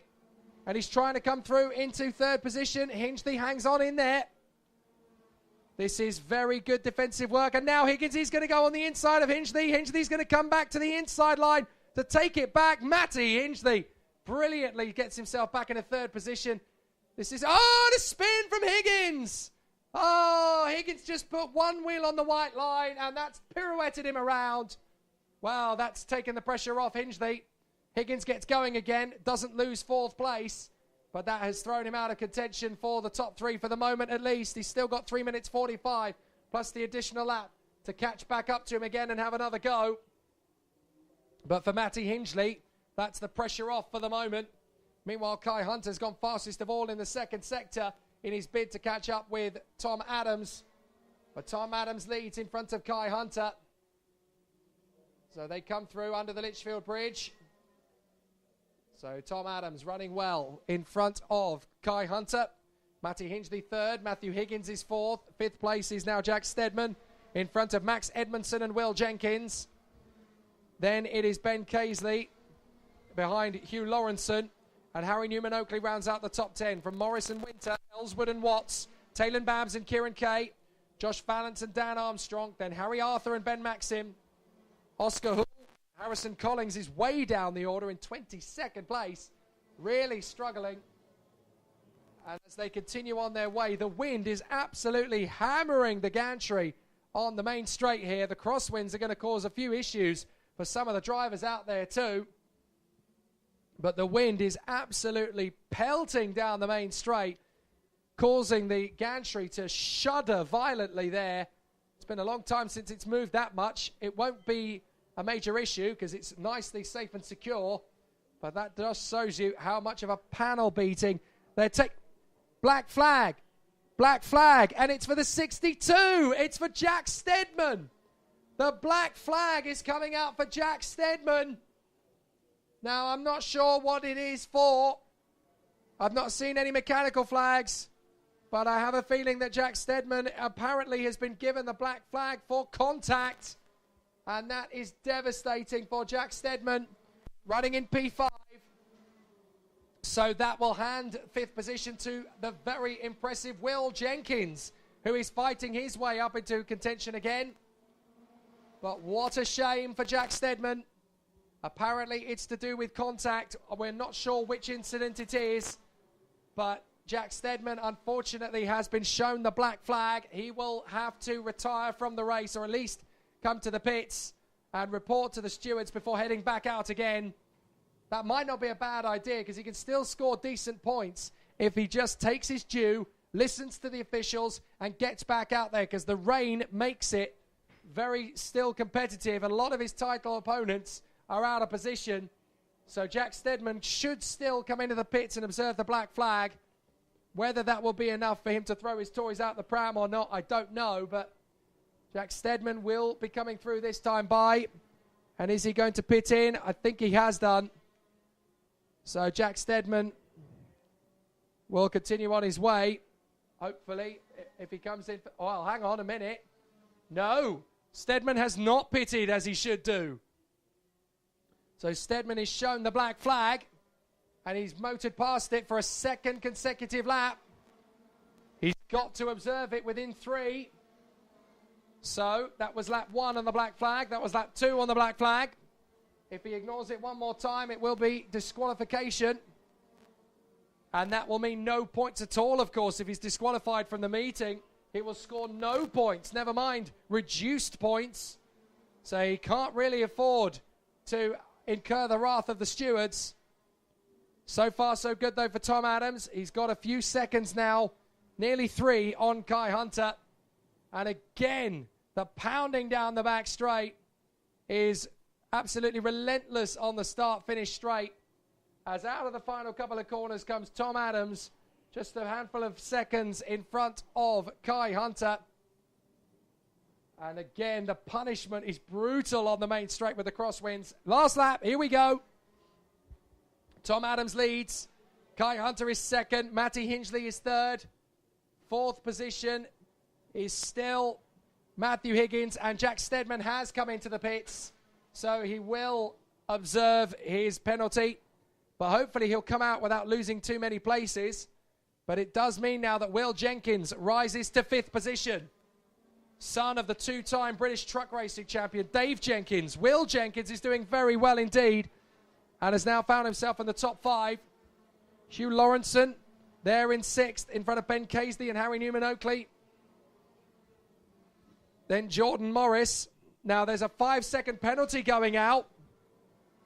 That is for the 64, I do believe, of Josh Powell. So Josh Powell is not in contention for the victory. But out in first position, it's been a masterclass display from Tom Adams. He's just got on with things very calmly, very smoothly. He knew he needed to get away from Kai Hunter, but he's just got on with the job. And now he comes out of the final turn in round 3. Tom Adams makes it 2 wins out of 3 and takes the checkered flag. Tom Adams wins at Trent Valley Kart Club once again. 2nd place for Kai Hunter and 3rd for Matty Hingley, which means that the championship battle between Hunter and Hingley goes on to the final round with just 4 points between them now. So whoever wins the race of the two of them, if it goes to a straight fight, whoever beats the other will win the championship. Higgins is 4th in front of Jenkins, Lawrenson and Casely. Newman-Oakley is 8th from Will Ellswood and Taylor Babbs. Max Edmondson is 11th from Jensen Watts and James Winter. Joshua Valance and Kieran Kay from Dan Armstrong and Harrison Collins. Harry Arthur and Ben Maxim. Luke Scharf and Jordan Morris from Edward Matthews and Ryan Taylor Truman. Madison Foley and Ellis Paleo from Harry Holland and Oscar Hall. Then William Walker and John Knox. Joshua Wilby and Josh Powell. And then Owen Allison and Daniel Parron-Smith will complete the field with Stedman out and Alex Doddington not starting. So there we have it, and the title showdown will be a good one at the season finale in April, as we'll have the 2 title protagonists, Kai Hunter versus Matty Hingley. It's going to be a great battle. So the Junior Rotax A final concludes for Tom Adams as he gets his 2nd win of the season in a final, and that takes his tally to the maximum he could have scored from the 2019 season. 120 points, 60 points for the win, of course, 57 for 2nd, and 55 for 3rd. So it is going to be very tight for the titles. 3 points between 1st and 2nd, not 5 as I originally stated. So it is going to be tight between the 2 drivers in the fight for the title, Kai Hunter versus Matty Hingley. But we'll have to see how it all plays out. It will be such a exciting title fight. But now the Junior Rotax final will conclude, as it has done so, and now we move on to the Mini X30A final. And in this championship again, there's been so many talking points across the first 2 race weekends. In Mini X30, the championship fight currently sees Oliver Greenall having won 2 races out of 2 in the finals. Matthew Hyde is 2nd in the points, 10 points adrift. Luke Watts, Jacob McComb and Jack Cox are all in contention, as is Theo McCurris, but they've got to try and find some points. Oliver Greenall effectively could do with another victory here. If he wins out of 3, it makes it almost impossible for anybody else to catch him come the season finale. He basically just has to show up and put in a finish, and he will get the title. So from his point of view, on the front row of the grid with Theo McCurris, that's the game plan. McCurris from Oliver Greenall on the front row of the grid. Watts and Rigby are on the 2nd row. Marcus Luzio and Bart Harrison are next from Lewis Gardner and Jessica Edgar. Matthew Hyde and Antonio Sofronio. Alfie Briggs and Gabriel Stilt. Alfie Cottier and Evan Brown. Edward Pearson and Olivia Algieri. Mikai Singh and Thomas Bohr. Ben Price and Jacob McComb from Ben Dawson and Dave Tucker. Now, Mikai Singh had that off into the barriers up at Bobby Game Corner earlier in the day, so I have a feeling that must have done more damage to the kart than good. So I don't think he's in the grid for this one, which is a real shame. He'll still score points, but only 22 of them for failing to start the race. And that pretty much takes his championship bid to one of leisure and testing rather than one of supremacy and honour. So through the Mike Wilson complex, the karts are in position. for Oliver Greenall. A win here could basically give him a shoe-in for the Trent Valley Kart Club Winter Series title, which will definitely set him up for a strong Mini X30 campaign in 2019. Here we go. This looks like a clean start, and it is. McCurris is going to launch himself into the lead, accompanied by Luke Watts. They've both outdragged Oliver Greenall at the start, and they climb up the hill. This is going to be very intense as they run through. Up the top of the left-hander, Oliver Greenall continuing his charge to come through on the inside and gets back into second place, past Watts. So, no change on the top three. Oh, and Theo McCurris has spun! McCurris has spun from the lead! I don't believe it! Theo McCurris spins while leading through turn 5! Unbelievable! Theo McCurris gets too high on the curbs through the right-hander and has spun it. And that means that Oliver Greenall is now left to battle for the victory with Luke Watts. McCurris is charging his way through the field.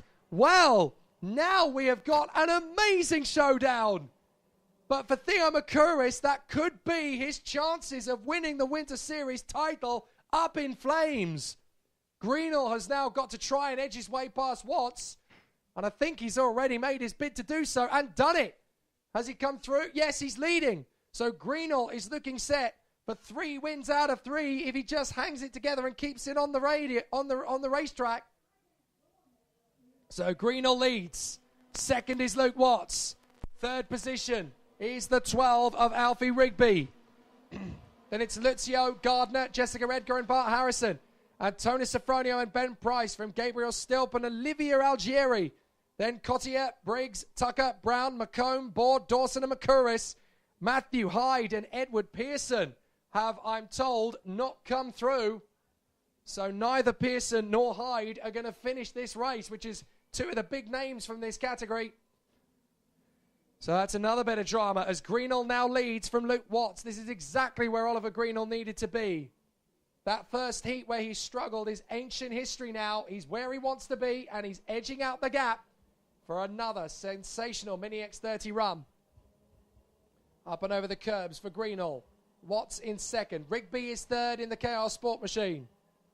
Lucio, Gardner, Edgar, Harrison, Sofronio, Price, and Gabriel Stilp in the top 10.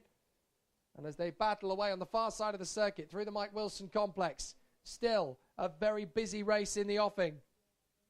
The rain's still coming down, still hammering on my commentary box window. But for Greenall, it's exactly where he wants to be. Clear track, it's wet, but he's loving it.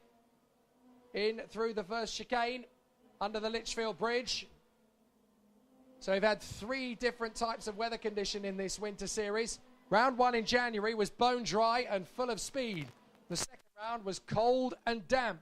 Third round, torrential downpour. We've had a little bit of everything over the course of the Winter Series, and it really does show that over the course of these mixed conditions through the season, the best driver will out. And in all 3 of those circumstances, bone dry and cool, ice cold and very, very tricky with the weather conditions, and then obviously in the pouring rain, Oliver Greenall is the leader in all 3 finals, in all 3 circumstances, making it look very much Mini X30 title winning stance at the moment.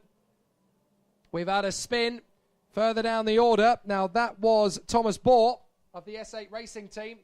So Tom Bohr on the Fullerton chassis has had to fall down the order and work his way back up.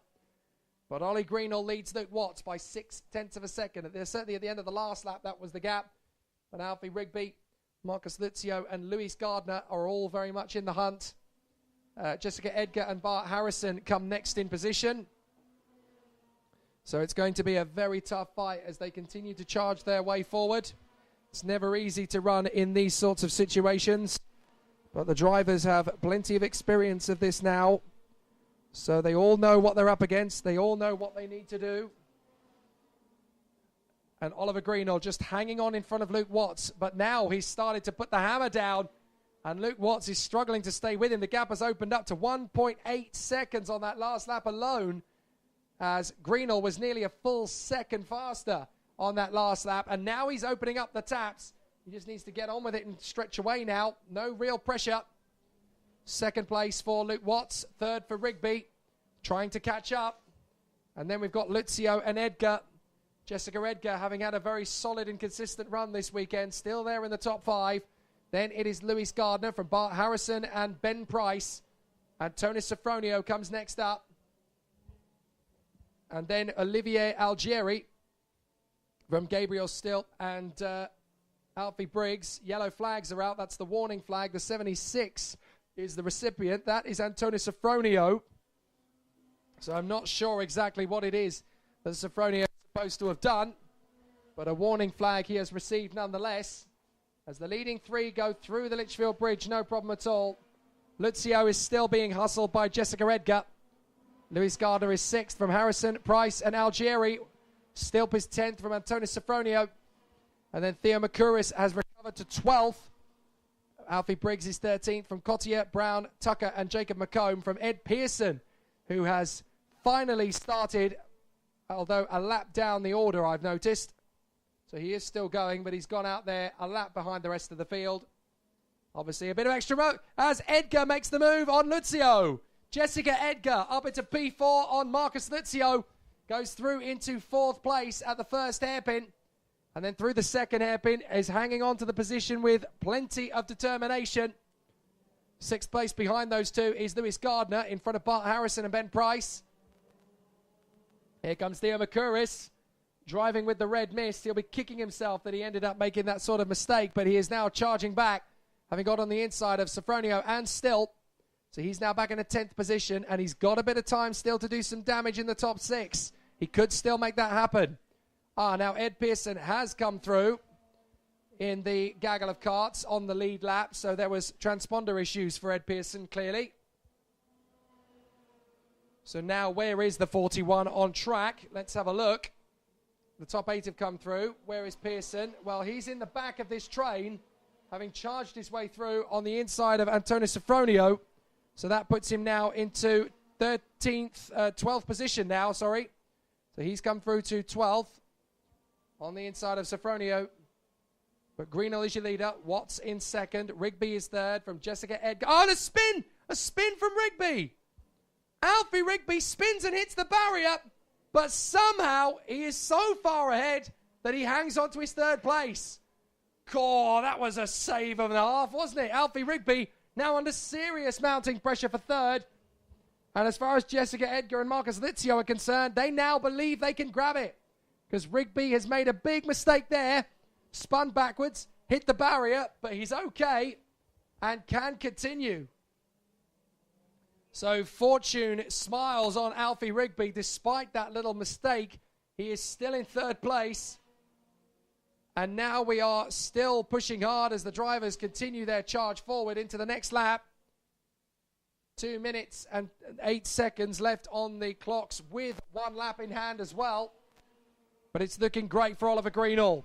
3 final wins out of 3 will mean he'll have 180 points. And that will, of course, put him right into contention for the remainder of this championship. As there's only 1 round to go.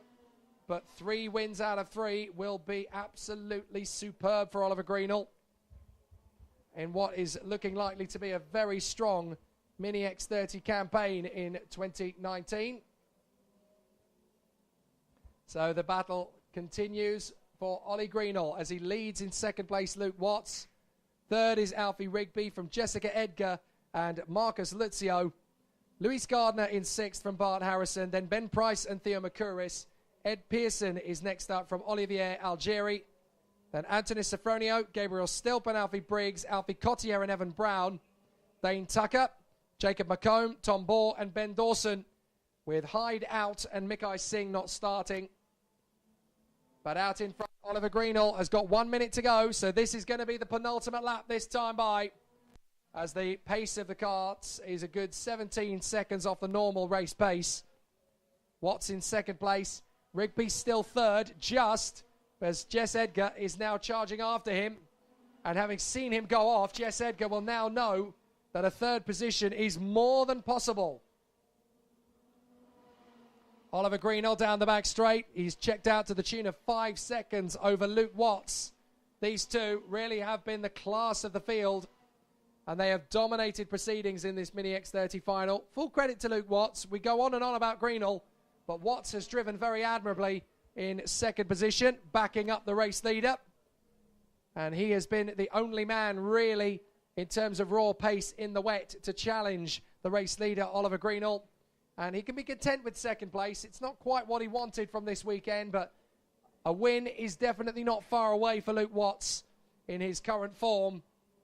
And it's going to be a victory in the offing, surely, for Oliver Greenall now, having won in January, won in February. He's now just one lap away from making it a hat-trick. Into the first chicane, and Greenall continues his steady progress through the field under the Litchfield Bridge and running well in front of Luke Watts. The gap is now 6 seconds, but Alfie Rigby and Jess Edgar look like they'll take their duel for third position onto the final lap. But so far, Rigby is the faster driver over Jessica Edgar, so it looks like it could be a fairly straightforward occurrence. But it's going to be a very tough driver that beats Alfie Rigby to this Trent Valley Kart Club Winter Series Mini X30 Championship title now. After winning in the bone-dry cool conditions of January, winning in the freezing cold Arctic Circle conditions of February, and now here in the pouring blustery rain, he has done exactly the same job on all 3 occasions. And Oliver Greenall is coming through for a brilliant third victory in the final of a season, which is going to start his 2019 campaign in fantastic style. Out of the Mike Wilson complex, into the final chicane, through the left, through the right, and just as he has been since the start of the season, Oliver Greenall is unbeaten in the finals. He wins again, and a sensational run. Greenall just needs a reasonable finish in the finale, and he will be the champion. Superb from Oliver Greenall. Luke Watts is second. Third is Alfie Rigby. Fourth is Jessica Edgar. Fifth place for Marcus Luzio.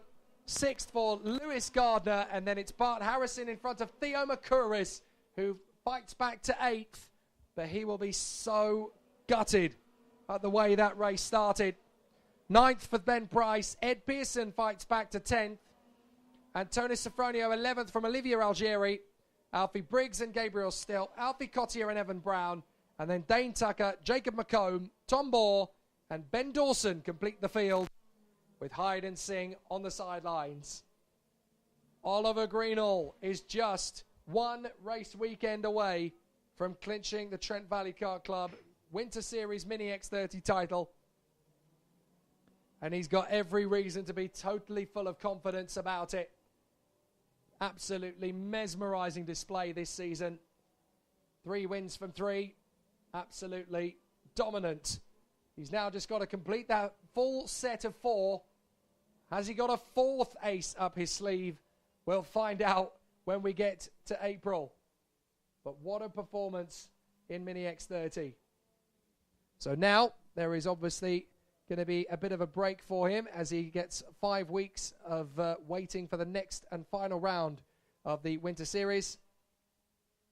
As we now get ourselves back into positions again for the last race of the day for Junior TKM and Minimax.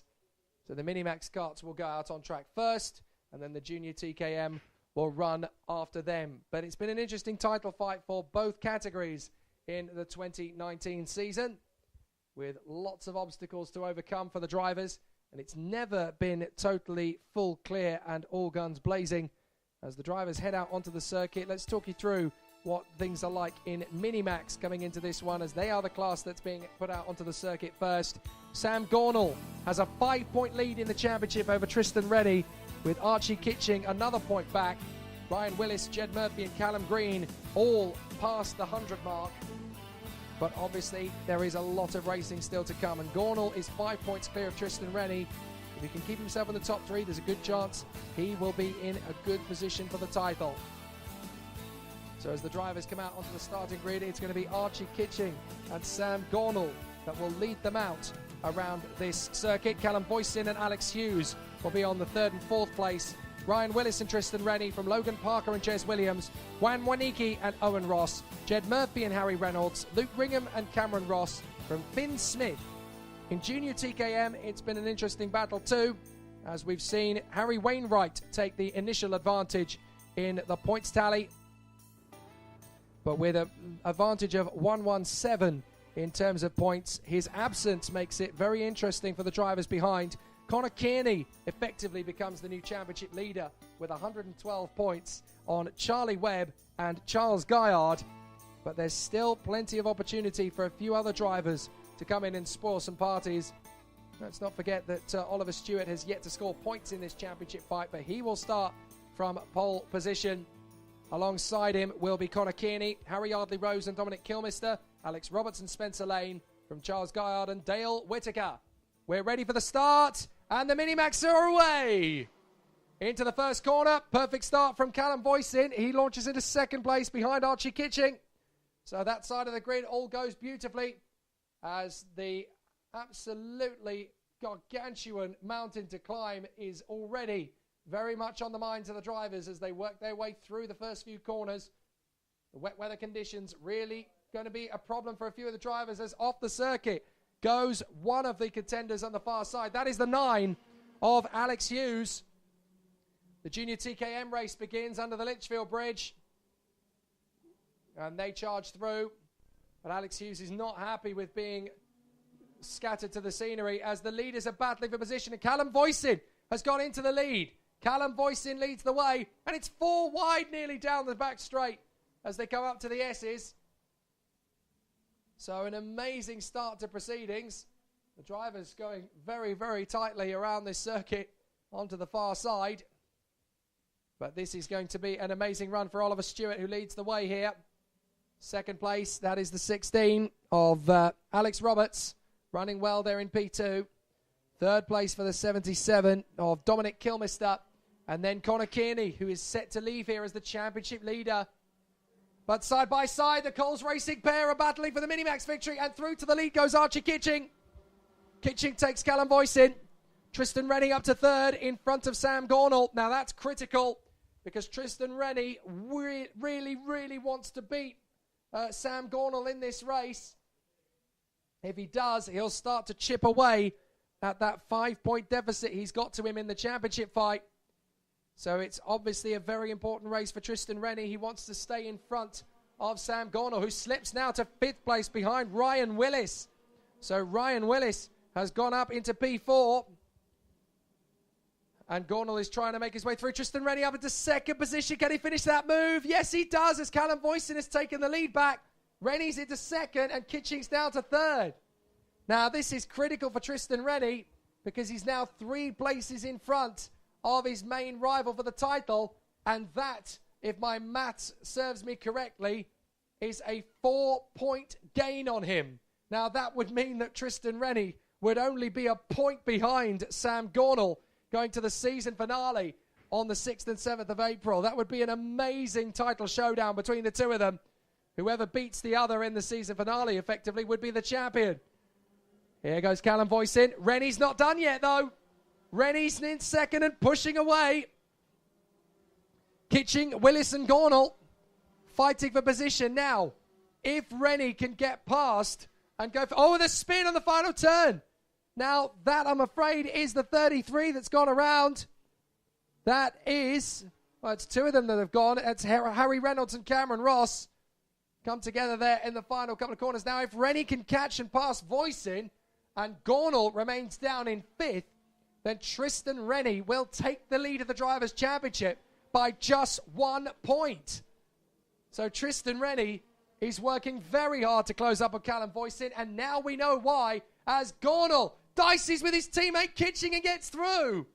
So Gornall up the inside of Archie Kitching and is through to 4th place. Now that makes Rennie's job a little bit harder because he's gained a point. But if Tristan Rennie does get through and takes the lead now, then they will be a dead heat going to the season finale. That's going to be an amazing showdown if they finish dead level on points heading to the season finale. So Tristan Rennie is working very hard indeed to close up on Callum Voisin. He's got companionship from his teammate Ryan Willis, so they may work together. But Gornall is now 4th in front of Sam Gornall. In front of Archie Kitching. Sam Gornall and Archie Kitching 4th and 5th. which is not the way they started. They were first and second on the grid. So a very dramatic way for this race to transform. But Tristan Rennie is working hard to catch up to Callum Voisin in the lead of the race. Callum Voisin, he's only done one event this year, whereas Tristan Rennie, the man from Lonehead in Scotland, has done both of them. So he is in contention for the title. Sam Gornall in 4th place is going to have a bit of a headache. At the moment, if it were to end like this, the championship fight would be 2 points in favour of Sam Gornall, with Rennie taking the title fight down from 5 points to 2. But if he can catch and pass Callum Voisin and Gornall stays 4th, they will be a dead heat in the points tally going to the season finale. That would be an amazing prospect for the two of them to be 1st and 2nd on equal points heading to the final round in 5 weeks' time. So Tristan Rennie knows what's at stake. He's still giving it the beans down the main straight, charging after Callum Voisin. But Ryan Willis is closing on him. Now, is that to work with him, or is he just going to disregard team play and go for the victory himself? We have seen him take a few choice moves over the course of the weekend already. So now it's about Voisin in Rennie and Willis out of the top 3. A warning flag, though, has gone to the 19. That's Finn Smith. Not sure what the Team Clay racing driver is supposed to have done. Where's Tristan Rennie? Where's Tristan Rennie? He seems to have disappeared from the fray. Tristan Rennie has gone. There he is. He's battling away for 9. He's battling away behind Archie Kitching. So Tristan Rennie's had some kind of mistake on the first sector. And Tristan Rennie has fallen away from the gaggle. So Rennie is now behind Archie Kitching. Now, interestingly, a warning flag has gone to his teammate, Ryan Willis, who was closing up on him. Now, Willis has gone through and taken the place. So, has Ryan Willis potentially cost his teammate a chance to take the championship lead? Now, that really would spice things up back in the paddock. I didn't see what happened. But Ryan Willis is in 2nd place. His teammate is now down to 5th. And for Tristan Rennie, that's a chance of the championship lead gone. The only way that can come back to him now is if Sam Gornall has another moment in 3rd place. But it's about the underdogs now, isn't it? Callum Voisin and Ryan Willis are 1st and 2nd. Very much the drivers not in contention for the championship. Voisin leading, Willis 2nd. 3rd is Sam Gornall, ahead of Archie Kitching and Tristan Rennie, who looks mighty frustrated. So Tristan Rennie now in 5th position, trying to fight his way through. Well, that means that there's now going to be an extension of the championship lead by another 2 points. And that would take Gornall's lead from 5 points to 7 points.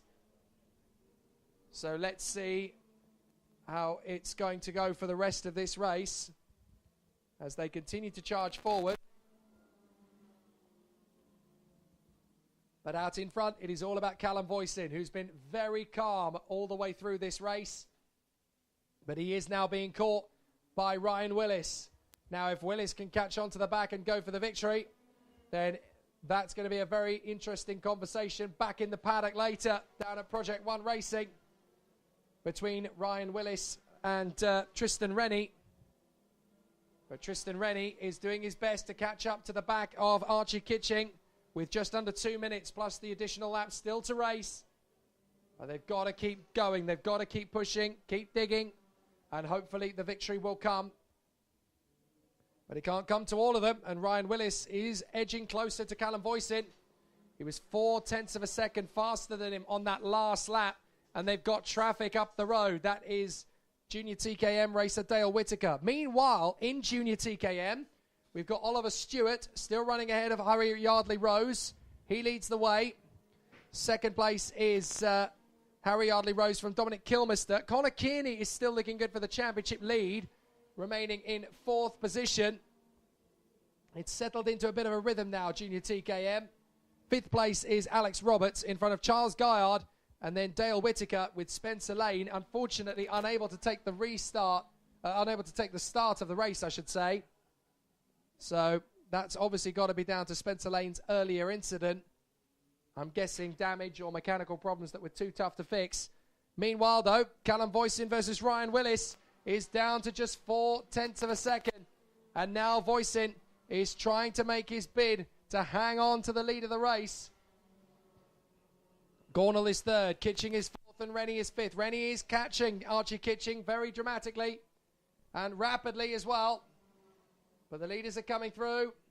Callum Voisin just in front of Ryan Willis. Voisin runs wide, and that's enough for Willis to get through. Willis takes him down the back straight. Voisin's not done yet, though. He'll try and get back to the lead on the inside line for the first hairpin, and he's there. Willis is going to try and get the switch back. And watch out, boys, because Sam Gornall is catching rapidly now as well, as Rennie gets the move on the inside of Archie Kitching. Kitching gets him back. Can Rennie get back on the power? No. So Kitching takes fourth position back again. And they've just lapped the 22 of Dale Whittaker, the junior TKM driver, who's really struggled since qualifying yesterday, where he put it on pole. But ever since the rain started, it's just been a downward slide and a backwards problem for 22 Dale Whittaker.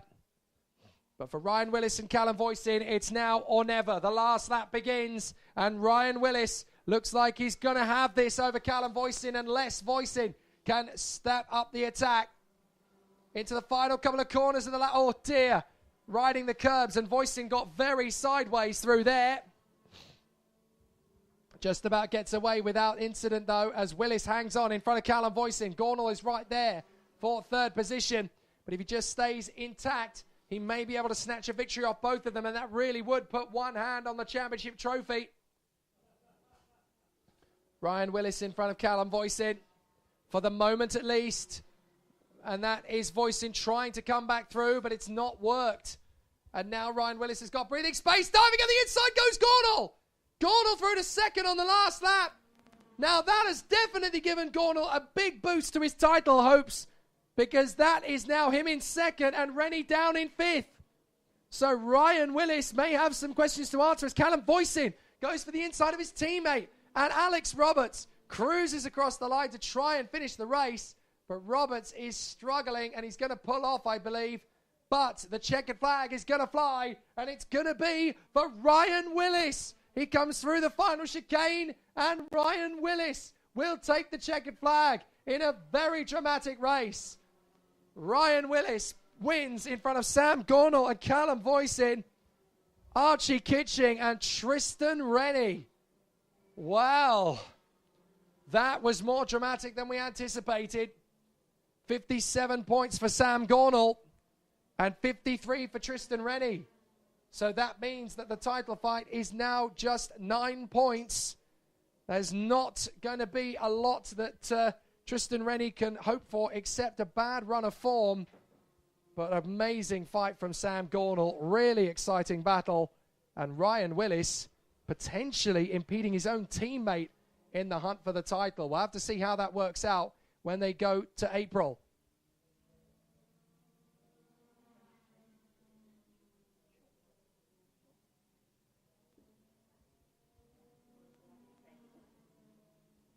So it's a dramatic race, that's for definite, but it's a victory nonetheless for Ryan Willis from Sam Gornall in the junior TKM fight.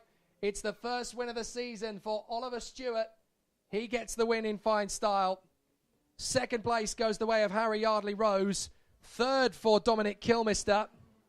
And in fifth position, that goes the way of Connor Kearney.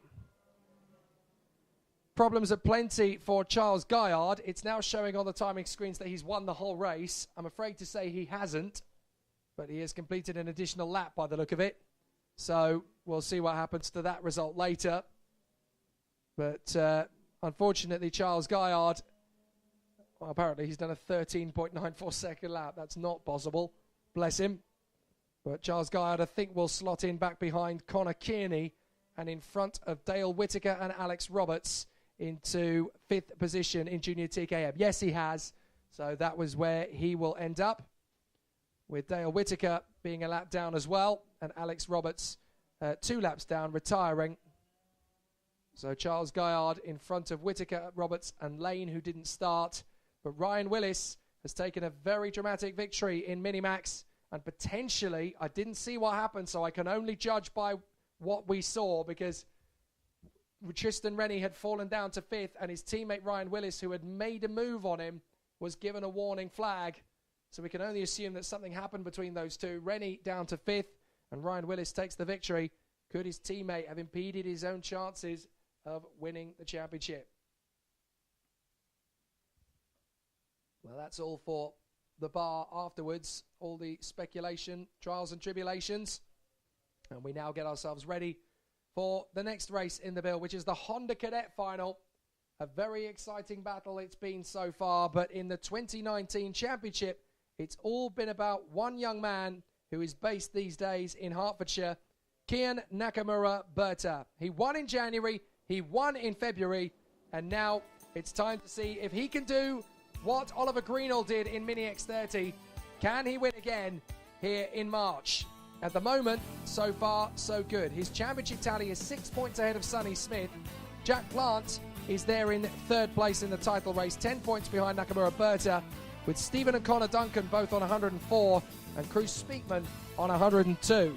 Coming into the race, the grid looks like this. Kian Nakamura Berta and Jack Plant on the front row from Joshua Gambar and Jack Hobson. Then it is Sonny Smith and Ethan Simmons from Gustav Uzhakov and Cruz Speakman. Tom Yeomans and Blake Ticehurst from Henry Gregory and Connor Leishman. Then Zach Drummond and Joe Cheek, Ryotaro Sakai and Reg Hayward from Wesley Swain and Macy Hitter.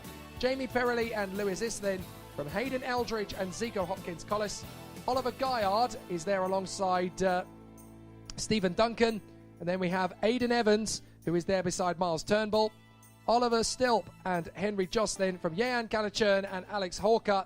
Then Finley Whiting, Devon Nolan, Dylan Mackay, Jai Lawrence, Tom Behrman and Sonny Mortensen. And rather dramatically, the man who set pole position in original qualifying, Connor Duncan, was sadly unable to get himself back into the A final after a terrible day for luck for Connor Duncan. But the drivers will come up onto the starting grid. And so far, it's maximum points in the championship for Kian Nakamura Berta. It's just 6 off the best possible tally for Sonny Smith. So the championship is still very much alive and kicking in this title fight. 2 wins for Nakamura Berta, 2 seconds for Sonny Smith in the championship fight. And that means that Sonny Smith starting 5th on the grid and Kian Nakamura Berta starting from pole position will go head to head for the driver's title. But there's currently 3 karts between them as they battle for the victory. But Nakamura Berta's got Jack Plant, very fast and very, very audacious around this circuit, to his left side. Teammates last year with Dan Ginchard, so he knows how to get this job done. But it's going to be a very interesting run to the first corner. Jack Plant beside Kian Nakamura Berta on the front row. Joshua Gambar, 3rd position on the grid. Alongside him, Jack Hobson. Sonny Smith and Ethan Simmons together on the 3rd row. 4th row is Gustav Uzhakov and Cruz Speakman. And rounding out that top 10, Tom Yeomans and Blake Ticehurst. Lights are going to come on. The final begins, but it's a big start for Kian Nakamura Berta. Nakamura Berta jumped the start. He got on the brakes just in time, but that's impeded his start. So Nakamura Berta now falls away. Now the question is, it looked to me like he jumped the start, but he did stop the kart from moving as the light went out. Now the question is that going to be a penalty or not? As we've got an accident into the barriers through turn 1. So we've had one kart go off the circuit into the barriers under the Litchfield Bridge. Oh, and there's contact further back, in the pack in turn 5.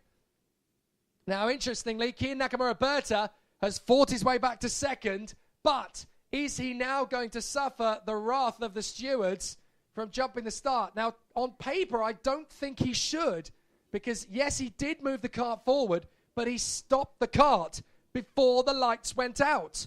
So it's going to be a tough call as to whether he gets a penalty for that or not.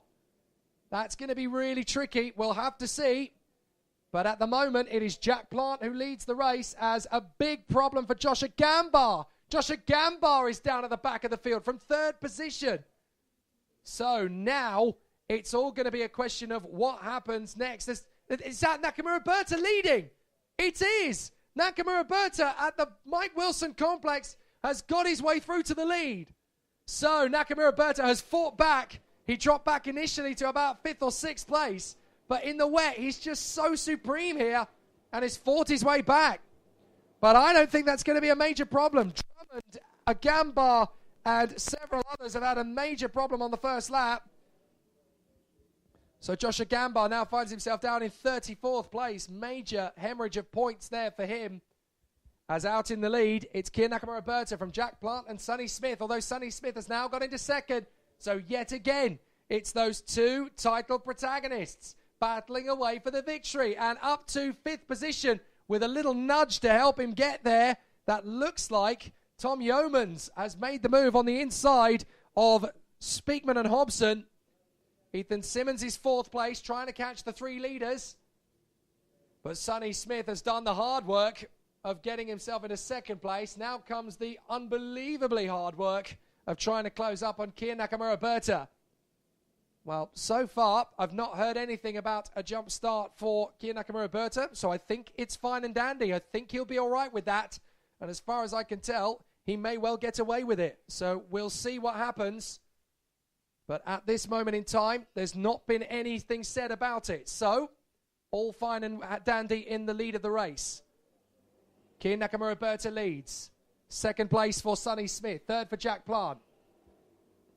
And as they continue on under the bridge, Sonny Smith's going to go for the lead of the race on the inside of Nakamura Berta. Has he got the place? Nakamura Berta holding it round the outside, almost on the grass, and now he is on the grass. And he comes back to 3rd as there's a spin in the chicane. Now Nakamura Berta drops to 3rd behind Jack Plant, who leads the race from Sonny Smith. So Jack Plant has stolen the lead from that one. And it looks to me as though it's A-OK at the front of the field for Jack Plant. Nakamura Berta going for the move on Sonny Smith. Smith is now going for the lead of the race, though. Smith goes for the inside of Jack Plant, and Plant spins! Oh, disaster! Plant loses the back end, gets it going behind Ethan Simmons. But Jack Plant leads for all of about half a lap. And unfortunately, it's ended up costing him dear on the outside line. What a shame. Well, that could have gone so much better. But it could have been so much worse. He manages to get going again in 4th position, behind Ethan Simmons. So at the moment, it is Sonny Smith leading from Kier Nakamura Berta. Now, if he beats him, that will take the title lead down from 6 points to 3 points, with Sonny Smith closing in on Nakamura Berta's tally. Now, a warning flag has gone out to the 86. That is Yeomans. Now, that's got to be for that move at the first hairpin, diving up the inside of Speakman and Duncan, I think it was.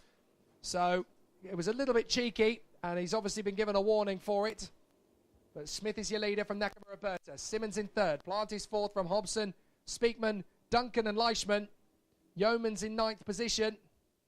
So let's see how the battle will continue as Kier Nakamura Berta has shaken off the start line troubles and is now on the back of Sonny Smith. He's running a very good race indeed here, Sonny Smith, but Kier Nakamura Berta is his main championship rival. And now they're going to tuck up out of the 2nd hairpin. So Kier Nakamura Berta on the back of Sonny Smith. Sonny Smith just holding on through the curbs, through the left, through the right. Now up towards the right-hander, in through Bobby Game. Kier Nakamura Berta still pushing on hard. And up towards the S's, they will come through towards Mike Wilson Complex. This is not going to be easy for Sonny Smith to hold off Kier Nakamura Berta. In fact, he's already got him. Nakamura Berta's already found a way through. So Nakamura Berta has been able to find the advantage he was looking for and has got through into position. Nicely handled, nicely executed. But Sonny Smith is not going to give up at that. He will not make another 3 points loss from this race if he can help it.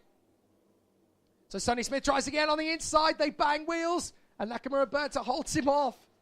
Dear, oh dear, this is such a tough fight between these two. And this is going to be the story of the year, isn't it? In the cadets world, both in IAMI and Honda. Kier Nakamura Berta versus Sonny Smith is going to be the rivalry of all rivalries. They love racing against each other. They hang out with each other every weekend. and it's going to be a tough battle. Here we go, Sonny Smith on the inside of Kia Nakamura-Berta. They drift out wide. Beautiful from Sonny Smith. He made sure that Nakamura-Berta wasn't going to get the undercut. That was really well calculated by Sonny Smith. Took the lead and made sure he stayed there this time. Really nicely handled. So it is now Sonny Smith who leads from Kia Nakamura-Berta in second. Third position for Ethan Simmons. Fourth for Jack Hobson. And then Jack Plant, who has slipped to fifth position after his little spin earlier on at the second hairpin. He didn't do quite a full 360, but certainly lost the back end in the wet conditions. And as they come over the straight once again, down towards the first chicane, Smith has actually built a little bit of a cushion between himself and Kia Nakamura-Berta of about 3 kart lengths. And now it's a squabble for third place. Simmons, Plant and Hobson at each other's throats as they come through. And that's going to be Plant up the inside of Ethan Simmons. Can he get through up the top of the hill while Simmons is trying to come around the outside? And Plant gets the job done at the top of the hill. Nice work from Jack Plant. He hangs on in front of Ethan Simmons with fifth place Jack Hobson just trying to stay in contact. But this is a great fight back from Jack Plant to get into third position once more as Kia Nakamura-Berta gets back on Sonny Smith. Retakes the lead. Smith's going to do the same thing he did on the previous lap. Dive for the inside, chuck the kart out wide and snatches back the lead. So 2 changes for the lead in 2 corners as Sonny Smith takes back the lead from Kia Nakamura-Berta. Up the run towards Bobby Game corner once again. Through the right-hander. Up towards that long flowing right hairpin at the Mike Wilson complex. Kia Nakamura-Berta trying to come through and make the position come back to him. But it's not easy. And still, Kia Nakamura-Berta swarming all over the back of Sonny Smith with 1:40 still to go, plus the additional lap. This is not going to end very easily for these two. Again, Kia Nakamura-Berta working with Sonny Smith down the main straight. Then he'll make his ultimate move. Is that going to come in turn 3? He kicks out to the inside. No, he's going to hang back, in fact. So they come off the turn. Up the hill. Sonny Smith still leading. Kia Nakamura-Berta. Let's try that again. Kia Nakamura-Berta in third position. Had trouble with my worms there for a moment. Apologies. Jack Plant in third position. Down the back straight. Simmons and Hobson are still relatively close to him, though. So Smith runs out in the lead. Nakamura-Berta second. And is this going to be a chance for Ethan Simmons on Jack Plant? He's got a good run off the hairpin. He's going to edge him away from Hobson. Not going to go for the move for the lead yet. Up the inside, this could be a nice move from Connor Leishman to get on the inside of Cruz Speakman, and he's done so. So Connor Leishman still battling away with Cruz Speakman and Macy Hitter in the move there as well from Henry Gregory. Some great drivers in this Honda Cadet field in 2019 at Trent Valley Kart Club. And it will be tight, as it always is. So through up the far side of the course. Here comes Sonny Smith leading Kia Nakamura-Berta into the final chicane. They will get 2 laps to go. Now, there's a penalty going out on the digiboard. It's a warning flag. And it's the 39. Now, that is Cruz Speakman. So, clearly, Speakman's last move left a lot to be desired with the officials. As Kia Nakamura-Berta still tight up behind Sonny Smith. A lap and a half to go. And as they come over the Litchfield Bridge, this is going to be the moment when Kia Nakamura-Berta is going to really up the tempo and try to make a bid to go through in the lead. Here they come down the back straight. Sonny Smith's got a crucial 3-kart long gap at the moment. As they come down to the braking zone, it's going to evaporate into nothing. But Kia Nakamura-Berta will need to get on the power smoother and faster than Smith to take advantage of that. Can he make a dive into the hairpin? He's still going to come from a long way back. They are both going to come out wide through the hairpin. Nakamura-Berta's made up a lot of time through the second hairpin. And as they come up to the chicane, this could also be a bit of a preview of what the Army Cadet Final's like, of course, because both of them have a chance to win that later as well. But this is going to be an absolutely sensational final end to the weekend as the drivers continue to battle. But can Kia Nakamura-Berta make one final push on Sonny Smith? This is going to be a tough race. And there's a spinner at the first hairpin further back in the pack, unfortunately. So that, I think, is the 40 that's gone around. Or it could be the 46, actually, of Oliver Gaillard. But here we go, final lap. And Kier Nakamura-Berta's dialed in behind Sonny Smith. Is he going to make the lunge into the Litchfield Bridge? Sonny Smith takes the inside line. They come around the outside. Is there going to be a switchback for Nakamura-Berta? No. Sonny Smith holds that inside line as they go through turn 4 over the Litchfield Bridge into the square right. Nakamura-Berta not able to get on the inside of him over the bridge. Down the back straight. Nakamura-Berta making big inroads into his lead. Now he's going to try and go to the left side. They bang wheels under braking. And Smith hangs on. Oh, so tight. Now Nakamura-Berta is going to try and come to the right side of Smith, who holds the inside line. Smith will again try and hold him off as they come through the curve. And as they get back onto the power up to the S's. Still no move from Nakamura-Berta, but here we go to Bobby Game corner. This is where they're going to have a chance. Off the chicane up on the curbs. Nakamura-Berta's got a chance to go for it. As they come through, Smith holds that inside line. Is there going to be a charge through? Nakamura-Berta tries, but Sonny Smith hangs on. Is there going to be a last night lunge from Nakamura-Berta? Yes, it is. They're side by side. He's in the barriers. Nakamura-Berta hits the barrier and spins. Sonny Smith's going to get the victory. That throws the championship wide open. Sonny Smith is going to take victory. Smith can't believe his luck. Jack Plant is second from Simmons and Hobson. Nakamura-Berta recovers, but he's an absolutely furious racing driver right now. Yeomans is 5th, Duncan is 6th. Nakamura-Berta, it seems, was squeezed out to the curbs, and once you get on the dirty side of the circuit, I don't know whether there was contact to edge him there, but Sonny Smith is euphoric in victory. As over the line backwards goes the 81 of Finlay Whiting. And technically has not actually crossed the finish line, apparently. Well, you couldn't have predicted that one. A very dramatic end to a very tough race between the two title protagonists, Sonny Smith and Kier Nakamura-Berta. And the ultimate question is going to remain, was there contact? We just don't know. And of course, there's the possibility that Kier Nakamura-Berta may also end up getting a front-fairing penalty for the way he hit the barriers. That could cost him another 5 seconds. Well, this is so tight. Kai Bachini's been watching that last lap and a half with me. Kai, that couldn't have ended in a more dramatic manner. The problem is I couldn't see the bottom corner, so I couldn't really see if there was contact. So it's going to be down to the officials if they think there was contact or not, but definitely think Nakamura-Berta, if he is unlucky, he will have a drop down from hitting the barrier, and hopefully he doesn't, but from the way he hit the barrier, it will look like he will have a drop down. So with Sonny Smith taking the victory in the most dramatic of circumstances, now let's say that everything stays as it was. Sonny Smith has just scored 60 points. Nakamura-Berta came across the line in 7th. So that is worth 51 points. Now that means that the lead that was 6 points in Nakamura-Berta's favour will suddenly become 3 points in Sonny Smith's favour. So that's how big an incident that was for the championship fight.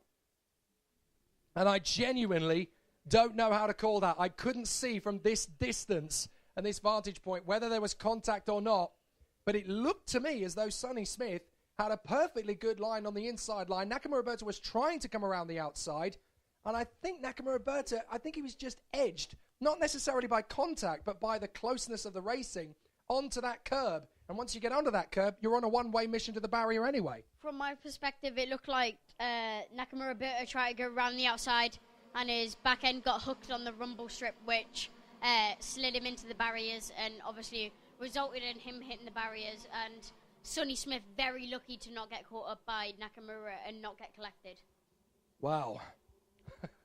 I tell you what, that's going to be an interesting conversation afterwards. But for now, Sonny Smith takes the victory in the 3rd final of the season. So now we move on to the next fight, which is the Senior X30A final. Another championship which has had plenty of battles to start us off with. Multiple race winners through the start of the season. But in terms of the championship fight, it's Thomas Turner who leads the way. 115 points on the board, 8 ahead of Westover. Oliver Hodgson is not here in 3rd position, so he is about to lose that particular position. but the likes of Harry Platten, Cole Kilner, and Teddy Pritchard-Williams could well benefit from his absence. Pole position, though, is Elliot Harvey after a brilliant performance today. Alongside him on the grid is Clayton Ravenscroft. Sean Butcher is third on the grid from Teddy Pritchard-Williams, and then Louis Westover, Lewis Gilbert, Nelson King and Thomas Turner, then Matthew Hudson and Charlie Lamb, Lewis Malin and Ewan Wilson, and there's Mark Kimber and Derek Morgan. From Brad Pennell and Ben Hodge, Tom Fleming and Kieran Jermy, Max Jean and Jensen Brown, then Tillett, Edwards, Wood, Hunt, Short, Platten, Greetham, Knutson, Ushijima, Cowley, Torpy, Reeves-Smith, and then Wang, Kilner, Bennett and Spinks, who came through from the B final. Here we go. Who's going to take the lead in Senior X30 as away we go? And a very dramatic start to the race as they go through the first chicane. Everybody just about getting through without too much drama and incident. And how on earth did they avoid contact through the Litchfield Bridge with 3 or 4 drivers having to take to the grass? It's Harvey who leads the way. Ravenscroft has lost about 4 places already, down to 5th, I think it is. Make that 3 places then, down to 5th. So Harvey leads. Butcher is second. That is Westover in third as Teddy Pritchard-Williams loses out to Clayton Ravenscroft on the run down to the hairpin. And Lewis Gilbert is trying to hang on to the top 6 as they go through with Cole Kilner. No, sorry, that's not Cole Kilner. That is the 25 of Mick Barrett Racing's Matthew Hudson, who has made a terrific start, is now charging his way up through to the top 6. So a lot of battles, a lot of great dicing for position. But there's 2 carts at the back who have ended up in a tangle of their own. And it's all over for the 173, I'm afraid. That is Tom Fleming. So Tom Fleming is one of those caught up in the incident, and he is out of the race with damage. I think Max Jean may be out of luck as well, unfortunately. So some big problems there and a really disappointing end from their point of view. Meanwhile, out in the lead, it is Harvey. Harvey has the advantage over Butcher and Westover. Ravenscroft fourth from Pritchard-Williams and Gilbert. Then Hudson, King, Malin, Kimber, Pennell and Derek Morgan. And then we have Charlie Lamb and Thomas Turner from Ben Hodge and Ewan Wilson. Harry Platten and Tom Wood. Then Jensen Brown and Alex Wang from Tillett, Bennett and Greetham. Down the back straight, Harvey is in command in the lead of the race. Sean Butcher, though, is giving him plenty of pressure with Louis Westover in third position. Now, Thomas Turner, championship leader, is all the way down in 14th place at this minute. So it looks as though the new championship leader coming out of this race could end up being the man in third. That is Louis Westover. But he's got to hope he keeps banging in good points from this race. And if he can get up to first position, that really will help his cause. But so far, so good for Elliot Harvey. He leads comfortably as he continues to run at the front end of the field. Sean Butcher in second position. So they come through up at the far side. And at the moment, it looks as though it's going to be a really exciting tussle between these 2 up front. Harvey leads. Butcher second. Third position is Ravenscroft. He dives up the inside of Westover into the first corner. That was really nicely handled, and he made mincemeat of Westover on the inside line. Amazing move on Westover. It's obviously going to be hard to make a move on Westover, knowing the class that he can drive in. He's an amazing driver, but obviously there's other drivers that can match that. As we see Elliot Harvey just with that little bit of a gap from Sean Butcher, with a massive gap to Clayton Ravenscroft and the people behind him. Looks like Matthew Hudson's made a mistake. Yes, Hudson has dropped back about 6 places. And he could lose even more on the inside line. That's one of his teammates coming through. That is the 58, making a good move. So that is going to be Charlie Lamb. Oh, and off on the back straight. That is a game over, surely, for the 142. That's Ben Hodge. Ben Hodge has had a problem on the straight. I think he just got spat out of the queue. And now, sadly, excuse me, choking on my own lies, clearly. Ben Hodge struggling, but he's got himself back on the circuit again. Harvey now leading from Butcher, but Butcher is catching him. So Ben Hodge has got going, but Butcher is now right on the tail of Elliot Harvey. Could be a 2-way fight. Yeah, it could be a 2-way fight, but never know. The people behind might catch on, and it might be a 4-way, 5-way, 3-way fight. Don't know how far it could be. So over the top of the bridge, Sean Butcher closing in on Elliot Harvey. He's just at the fastest lap of the race too, a 1:14.3 as they come up to the hairpin. First hairpin on the circuit, now up towards turn 7. The left-hand hairpin down the parallel straight. The yellow flag is stationary on the way up. Was stationary, I should say, on the way up for Ben Hodge. But he has now got going again.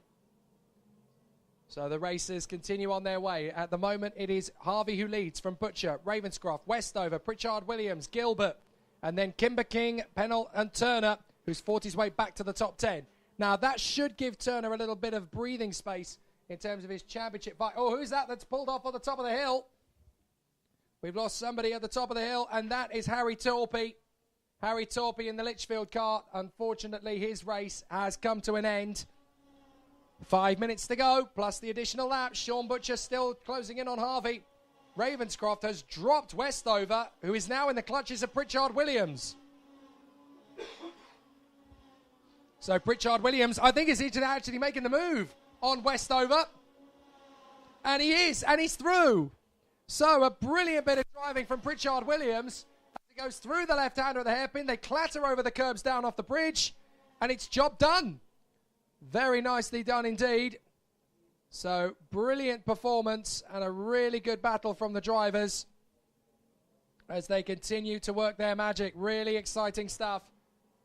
So at the moment, it is all going full guns blazing as they battle away for position once more.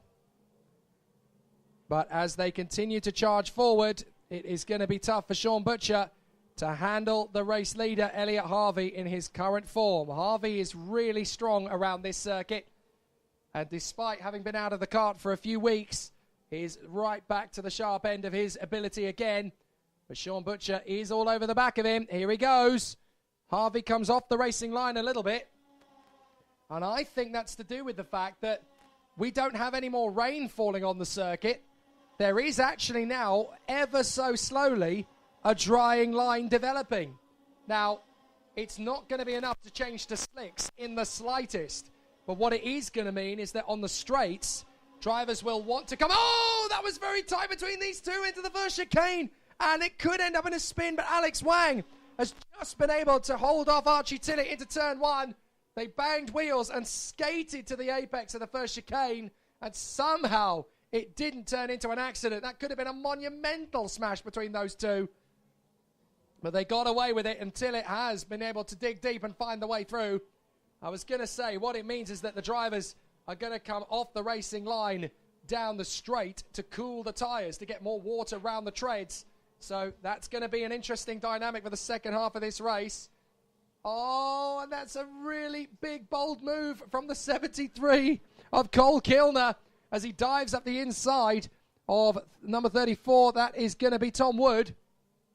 He was assisted to get there as well with a little bit of careful nudging.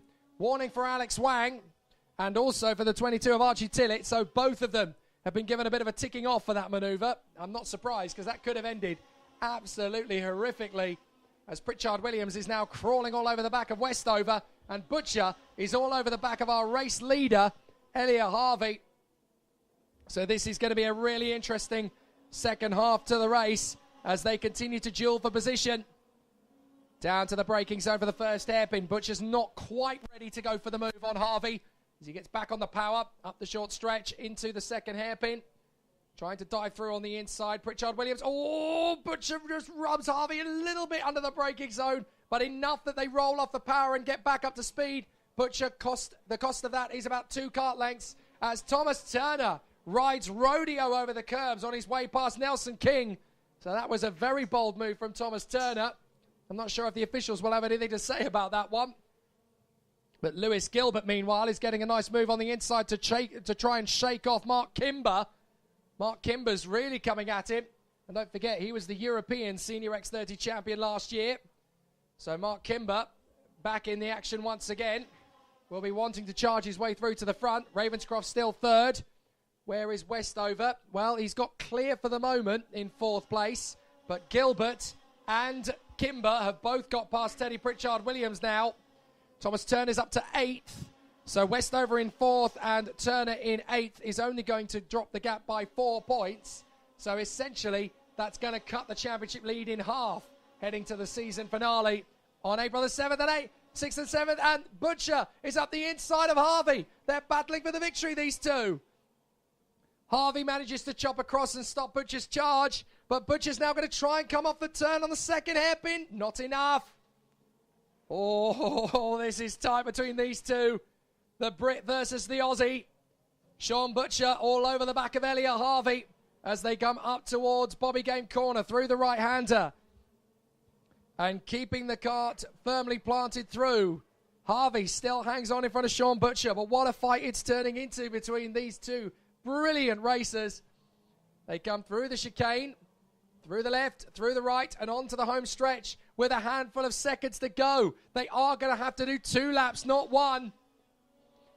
So into the first corners go the leader, Harvey, with Butcher right behind him. Harvey tags across to hold the inside line. Butcher now sweeps for the outside line in the hope he can get a faster line over the Litchfield Bridge.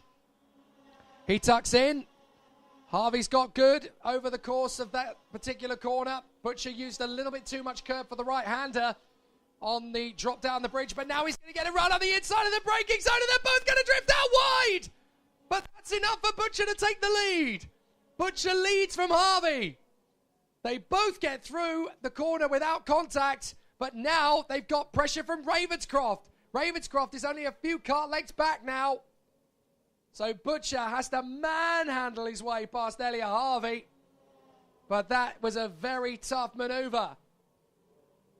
So now they continue on. I wonder what Harvey's attitude to Butcher will be now.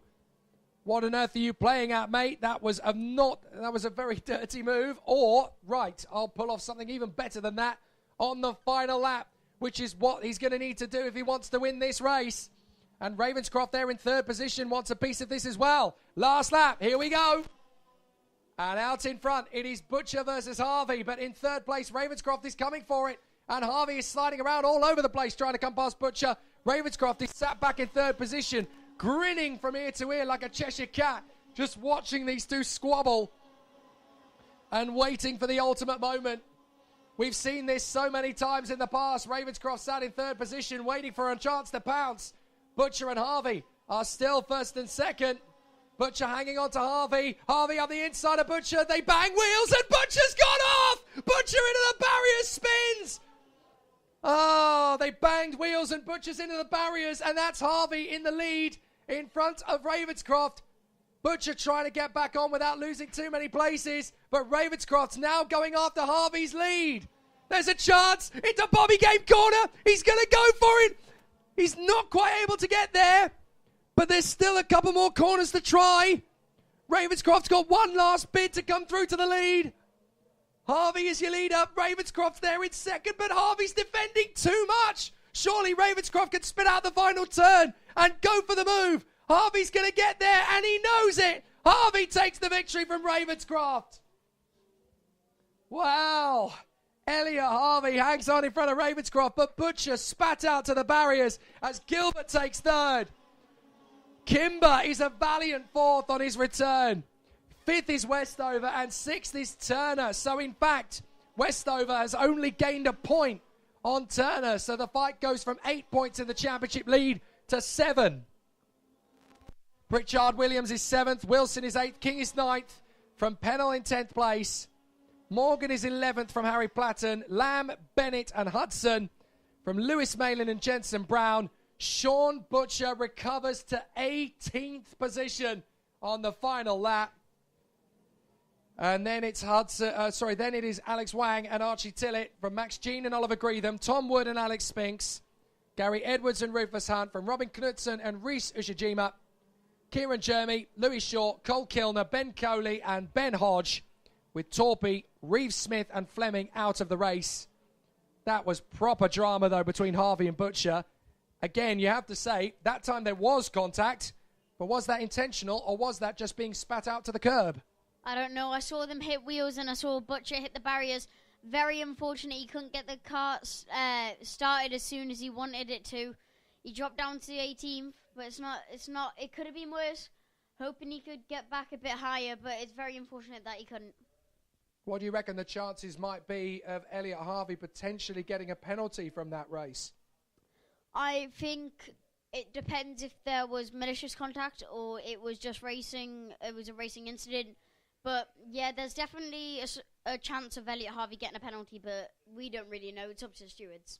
And it would be very harsh for him if there was to be a penalty for that victory, but we'll see what happens. If that is the case, of course, then Ravenscroft would end up taking the victory from the likes of Gilbert and Kimber. Although if it's only a 5-second penalty, then Harvey will still come home with second. Now, into the race that you've been ready for all day long, Kai Bachini, the I-Army Cadet finale. Championship leader is Kian Nakamura-Berta, 2 points ahead of Brandon Carr, with Sonny Smith 4 points back. 3 more back is Harley Keeble. So it's a very tough battle, but then you've got the likes of Aidan Neate, who struggled over one of his weekends, but he still has a chance to come into it. Harry Jr. Burgoyne and Ashton Hodgson have both scored highly. So let's see what happens. Here's the grid for the final. Kian Nakamura-Berta and Sonny Smith are back on the front row again. And after their previous tussle, they will have an interesting fight. Brandon Carr and Ashton Hodgson, Harley Keeble and Aidan Neate from Edison Purcell, doing an amazing job this weekend, along with Harry Jr. Burgoyne. Archie Clark and Finn McLaughlin, Mondi Jr. Canini and Lewis Werrell from Maximus Hall and Taylor Orridge, Micah Taylor and Alex O'Grady from Ethan Jeff Hall and Vinnie Phillips, Leo Robinson and Nathan Tye, Ella Stevens and William Knight from Ted Bradbury and Ryan Ward, Joe Rippin and Alfie Garford from Callum Graffin and Ollie Phillips, then Macaulay Bishop, Michael Gray, Sebastian Minns, Finn Leslie, Will Murta, Mason Bishop, Cathal Clark and Zachary Knight. So it looks as though Cathal Clark was demoted to third in the end after the B final, but that still means he's on the grid for the A, so that's as far as he's concerned. It'll just have to do. But as far as the racing is concerned, Kian Nakamura-Berta versus Sonny Smith is yet again headline news. And after their clash in the Honda Cadet final, let's see what happens in the I-Army Cadet final. Here we go. And this time it's a rolling start. They'll be hoping for a clean getaway. Let's see if it's a good start. No, it's not. It's not. So that is going to be a false start. And I think that's because there were still several drivers out of the tram lines. So it's always going to be a bit of a tricky start from their point of view, as the battle will continue in earnest, as the drivers will obviously want to get up to speed, but considering how much tension there already is between these two, a false start just makes it worse, doesn't it? Yeah, obviously there's some tension between the two after that Honda Cadet final, but they have to forget about that and focus on the I-Army Cadet final. Having spoken to a few of the guys in the pits, and we now come into the main event for this race and for this weekend for the I-Army Cadets, the points-paying final. Who's looking good for this one? Who do you sense in that top 10 has a real chance to go for it? In the top 10, I'd have to say Sonny Smith definitely has a chance. Brandon Carr, I'd say Aidan Neate definitely is going to be fighting through. Watch out for Archie Clark. Archie Clark has been showing well in the heats. Had some very good heats. Had an unfortunate moment in one or two of the heats. But yeah, definitely one to watch from him. And it's great to see young Edison Purcell in the top 10 position, starting 7th in this race. Great to see what he can do from there. It could be very, very strong indeed. And I'm hoping that we'll see a few more of the newer faces towards the sharp end. There's a few out of position potentially. Finn McLaughlin will be frustrated to start 10th. Maximus Hall 13th, of course. Ethan Jeff Hall 17th will need to work his magic again to charge his way forward. But this is all achievable. Vinnie Phillips needs to make up ground. So does Leo Robinson and Ella Stevens. But let's see what happens. Nathan Tye will catch up too. Here they go. And up to the first corner. Kian Nakamura-Berta slots himself into the lead. Sonny Smith trying to hold on to second place at the expense of Brandon Carr. And they come through. Sonny Smith in second position. It's 3 wide for third through the hairpin as they come through into position. That looks like the likes of Carr, Neate and Hodgson. Keeble is stuck in 6th position by the look of it. Just edged out as they come over the bridge. And now they come down the max straight. Kian Nakamura-Berta is trying to get away and dominate in front of the second place man now. That is Ashton Hodgson, who has come through. And Aidan Neate's coming through to second place now. Neate and Hodgson, they bang wheels as they come through, but Neate is trying to get into that second position slot. And there's some great battles as they go through. Whoops-a-daisy, 57's gone onto the grass. Unfortunately, that is Ryan Ward. And there's contact further back and a spin. Now, who is that that's gone around? I think that is the 48 of Micah Taylor. No, it's the 44 even of Will Murta, who won the B final earlier, of course. So a real problem for Will. Also, just before that, unfortunately... Oh, there's a pile-up! Oh, that's a big crash. I think I can see Mason Bishop in there. Is that right? I think you might be right, yes. Well, there's 4 of them in the war zone for definite. Ryan Ward was involved but has got away from it. Mason Bishop is the only one still there by the look of it. Oh, dear. 2 or 3 of them coming together. It did, as I was saying, before the number 44 of Will Murtagh had spun. The 43, unfortunately, of Archie Clark had spun just before that. It's a real shame for Archie Clark, and he's obviously going to have to try and fight his way back from what is now 25th. Finn McLaughlin going with him as well. So a big drama as the drivers are making their way through. Nathan Tighe's charged well, up into 13th place. Ella Stevens is up 10 places, just outside the top 10. So finally it looks like some good luck's coming her way. But out in front, Kia Nakamura Berta still leads the way from Hodgson and Neat. 4th is Harry Jr. Burgoyne now from Brandon Carr. Where is Sonny Smith? Well, he has now made his way past Brandon Carr, in fact, as the Oliver Rowland Motorsport Squadron gets on the move. But Maximus Hall is going to get past at least Brandon Carr and goes through into the chicane and is now right in the midst of it. So good move from Maximus Hall. Leo Robinson and Ellis Stevens are trying to charge their way further forward. Orridge, Canini, Phillips, Purcell, Jeff Hall, Will Knight, Oliver Phillips and Finn Leslie. Lewis Werrell didn't have a great first lap. He slips down to outside the top 20, battling with Alex O'Grady. Zach Knight's trying to fight his way back up. Archie Clark and Finn McLaughlin with a lot of work to do. Yeah, Finn McLaughlin, definitely going to have to watch him coming through the pack. He is currently in... let me see. Oh, God, I can't tell. Yeah, but anyways, Finn McLaughlin is definitely going to be coming through the field. Yeah, he definitely going to have to watch him. 22nd place now he is actually, just in front of Archie Clark. So he's managed to make up a few places on that lap alone. As up the inside goes Aidan Neat. Aidan Neat's going to make his lunge on Ashton Hodgson and gets there. So Aidan Neat into second. Now he's going to try and work with his teammate to close up on their stablemate, Kian Nakamura Berta, who's already got about a second and a half on the drivers behind him. 4th place is Sonny Smith in the battle with Harry Jr. Burgoyne. Kian Nakamura Berta is absolutely adamant. I'm not getting into another scrap with Sonny Smith. It's not going to happen. He's not even going to get near me in this race. So he's pulling away with absolute determination. He says, well, if I'm going to lose the championship lead of one, I'm going to dominate the race in the other. So Kian Nakamura Berta fighting hard to try and get himself back into position.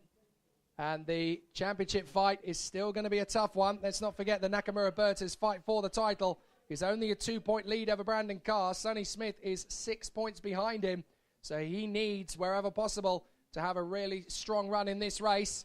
Nakamura Berta leads the way. Fastest of all in the first sector is Finn McLaughlin. We did mention that he'd be charging through, and that's exactly what he's on to now. So they continue to battle. Nakamura Berta from Neaton Hodgson, then Smith, Burgoyne, Keeble, Ty, Robinson, Hall, Orridge and Canini. Amazing fight back from Nathan Ty. Up to 7th from 20th on the grid. So Nathan Ty is the hard charger of the race thus far. Zach Knight's going well, though, from dead last, 36th through the B final. He's now in 24th. As Maximus Hall's going to make a big lunge down the back straight. Maximus Hall's going to get past at least Harley Keeble and might get the same move done on the stablemate Sonny Smith. But he then gets boxed in. And unfortunately, they edged each other onto the wall there, onto the grass, sorry. Nathan Ty is running away from them. Maximus Hall trying to stay in front of Taylor Orridge, but both of them getting dragged onto the grass. Nothing they can do about that once they're there. Oops, and on the grass there, the courtesy of Finn McLaughlin, is the 48 of Micah Taylor. So Micah Taylor managing to get back on circuit without losing another position. But the leader is Kian Nakamura Berta. The gap was 1.5 seconds at the end of the last lap. He's gone fastest of all in the second sector. So is he going to be able to just continue the charge to pull away? He comes through and over the line with 4.5 on the clock. Neaton Hodgson is still there, and he is getting away. He has set a new fastest lap. 1:22.05. Now, if I'm some of the other drivers in the next race, there's 2 races to go. Rotax 177, there might be a driver in that midst who might want to take a bit of a gamble, because there is now definitely a dry line starting to develop. But it's, I think, for most people, the safety is still going to be wets for the last 2 races of the weekend. As again, Nakamura Berta stretches out the lead over Neat and Hodgson, who are working together to close him down. But Nakamura Berta is in absolute red mist mode as he wants to get away. That's a bold move there from Zach Knight. The 13 has come straight up another 2 places there. No, that's Will Knight. Sorry, not Zach. That's Will who's come through. Lots of squabbling and jostling for positions there as Ellis Stevens is now in behind Finn McLaughlin and Will Knight. And there's a stationary yellow that was there at post 6, so I imagine there was an off of some kind. But it's still Fusion 1, 2, and 3 at the moment. Nakamura Berta, Neat, and Hodgson with Sonny Smith in 4th position. And that's great news for Nakamura Berta because that's just going to increase his championship advantage over Sonny Smith by an additional 6 points. So Nakamura Berta may not be able to be in a strong position, as he was coming into the weekend for the final round for Honda Cadet after his trip to the barriers. But in this race, he's going to have a much stronger battle in Ayami Cadet. If he wins this race in the current positions we're in, he's going to have a massive championship lead as he leads comfortably from Aidan Neat and Ashton Hodgson. Sonny Smith still in front of Harry Jr. Burgoyne. And Leo Robinson's made an amazing fight back. Look at Robinson battling with Nathan Tye. The pair of them have gone through the field together. 13 places made up each. Amazing places made up by Leo Robinson and Nathan Tye. I think those two should work together. If Nathan Tye gets onto the back of Leo Robinson, he's definitely going to try and push him because those two would catch him like hand over fist if those two were working together. Taylor Orridge has got Maximus Hall climbing all over the back of him as he tries to make a move. Meanwhile, Vinnie Phillips and Alex O'Grady are going through the field together as they take on Edison Purcell, I think that is. So some great jostling for position as the track is drying out slowly. But Kian Nakamura Berta is looking good for the race victory as he leads Aidan Neat and Ashton Hodgson. The top 3 stretching out the gap in front. No major problems at the moment for these 3. 5th position behind Sonny Smith is Harry Jr. Burgoyne. Leo Robinson 6th from Nathan Tye. Then Orridge, Hall, and rounding out the top 10 is MJ Kanini, the South African. Vinnie Phillips 11th from Brandon Carr. Then Keeble, O'Grady, Purcell, McLaughlin, Clark, Stevens, Jeff Hall, and Lewis Werrell. And then Micah Taylor in front of Oliver Phillips and Ted Bradbury. From Ward, Leslie, Garford, Zach Knight. And then Sebastian Mins from Will Knight, Will Murta, Cathal Clark, Joe Rippin, Callum Graffin and Michael Gray, with Mason and Macaulay Bishop still down the order, but still running at this time. Neat and Hodgson are trying everything they can to close up on Nakamura Berta, but they're just not fast enough.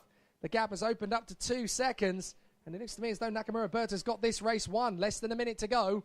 He'll start the penultimate lap, but I don't see anybody catching him now. He's unbeatable today. Yeah, Nakamura Berta had problems in the Honda Heat, as we saw, but definitely not letting that stop him in the Miami final. He's definitely trying to win this as hard as he can, not letting Sonny Smith have a chance. So they come down the main straight. Nakamura Berta is going to have about 25 seconds on the clock as he crosses the line. Bang on 25, in fact. So as they come through once again, we're going to see a really exciting duel as they battle away for position under the Litchfield Bridge and round the sweeping left-hander up the top of the loop. But Kian Nakamura Berta is in front of Aidan Neat and Ashton Hodgson to the tune of 2.2 seconds from Sonny Smith and Harry Jr. Burgoyne. They drop out of the Litchfield Bridge and down the back straight. And for a couple of the drivers, I think they're hoping for a little bit more rain to fall because on these wet tyres, it's just greasy out there now. It's not actually soaking wet anymore. And the circuit surface is actually getting a lot more treacherous and slippy as things continue on. So now they continue on in progress. That is Leo Robinson in front of Nathan Tye as they battle for 6th place. And up the inside goes Maximus Hall on Taylor Orridge up into P8. Orridge is going to hold the line round the outside. Hall's not going to give him enough space to get out of it. And MJ Kanini will sweep past his teammate. That was nicely done by Maximus Hall as a warning flag now goes out to... Now, who is that? Zach Knight, in fact, the 36. But the checkered flag is just 1 lap away as the last lap board is about to be shown to our dominant race leader, Kian Nakamura Berta. Another victory in cadet racing in 2019 at Trent Valley Kart Club. Oh, and there's a mechanical flag going out. Who is that for? Mechanical flag It's for Finn McLaughlin. Oh, Finn McLaughlin clearly has picked up some damage somewhere. But it looks like his race is coming to an end. On the digi flag, it says it quite clearly. And yes, there is a piece of the kart dragging underneath the bumper on the right side of the machine. So I'm afraid Finn McLaughlin is not going to be able to complete the race accurately. So I suppose technically he's on the last lap, but still he will be docked for the fact that he's got a kart that is non-compliant, essentially. So that's a real shame. But Kian Nakamura-Berta is going to take the victory in fine style here in front of Aidan Neate and Ashton Hodgson. It's fizzled out in the top three. Still some good battles in the midfield coming to the end of the race. That's O'Grady trying to hold on in front of Brandon Carr. And round the outside, Edison Purcell. Alex O'Grady tucks up for the inside. Edison Purcell's going to mug them both. He's going to end a brilliant day of Miami Cadet racing. He's really made that work. Now O'Grady's going to charge back to the inside. But Edison Purcell will only let O'Grady through. He won't let Carr. But Kian Nakamura-Berta comes out of the final chicane. And it's victory again for Kian Nakamura-Berta. He still wins in Miami Cadet, despite the disappointment of Honda Cadet. Aidan Neate is second from Ashton Hodgson. Fourth place for Sonny Smith from Harry Jr. Burgoyne, Leo Robinson and Nathan Tye. And side by side to the line. Oh, MJ Canini. Very roughhouse with Maximus Hall at the finish line. And no wonder Maximus Hall got there by 1/100th of a second. Vinnie Phillips rounding out the top 10. Alex O'Grady and Edison Purcell are next from Brandon Carr and Finn McLaughlin. Wow, that was exciting stuff all the way to the death. Yeah, very exciting. There was lots of battles going on throughout the race. Maximus Hall just beating Mondi Jr. Canini to the line. Very lucky for that. But obviously he got a better run off the final corner. Well, you need to go finish off your vlog for the weekend. A massive thank you for joining me this weekend, Kai Bachini. We'll do it all again in 5 weeks' time. Yeah, hopefully we'll now really enjoy it again. Good stuff, mate. Kian Nakamura-Berta is your race winner from Aidan Neate and Ashton Hodgson. Sonny Smith is fourth in front of Harry Jr. Burgoyne and Leo Robinson. Nathan Tye and Maximus Hall. MJ Canini and Vinnie Phillips. Alex O'Grady is 11th from Edison Purcell. Then Brandon Carr and Finn McLaughlin. Archie Clark and Taylor Orridge. Harley Keeble and Micah Taylor in front of Lewis Werrell and Ethan Jeff Hall. Oliver Phillips and Ted Bradbury. And then Ryan Ward and Finn Leslie. Will and Zach Knight from Cathal Clark and Ella Stevens. Sebastian Mins and Alfie Garford. Will Murter and Joe Rippin from Callum Graffin, Michael Gray, and then Macaulay and Mason Bishop. All of the drivers finished, although not in the order they started. In fact, there's only one driver who did finish in the position he started. That man is Kian Nakamura-Berta. Lights the flag victory for the young man from Hertfordshire. And now there's just 2 races left to run. And the first of those is going to be the Rotax Max 177A final. After what's been a truly fantastic race day. And it looks like we're going to be done at the way things currently are. I think we'll be done and dusted before 6 o'clock. So race action has been pretty sensational for the drivers all day long at Trent Valley Kart Club. But there's going to be some sensational race action all the way to the death, as the penultimate race of the weekend is about to get underway for the Rotax Max 177A final. And obviously, we're now going to talk you through the championship standings coming into this one. Luke Oliver is currently your championship leader, 2 points ahead of Adam Sadler and 3 more ahead of Chris Thomas, with Joe Bleakley on 109 and Ross Meakin on 101. But for Luke Oliver, it's make or break. He wants to hold on to this championship lead in front of Adam Sadler. That's why he'll be gutted that he's not starting higher up the grid than he currently is, as the drivers are getting themselves ready for the off in Rotax Max 177. They are flagged out of the pits. The green flag flies, and they will make their way out onto the circuit for 10 minutes plus 1 lap around the greasy surface of this racetrack. Louis Large, the national champion from 2019, will take up residency on pole position. He's only done 1 meeting so far in the 2019 TVKC Winter Series, other than this one, of course, which is his second.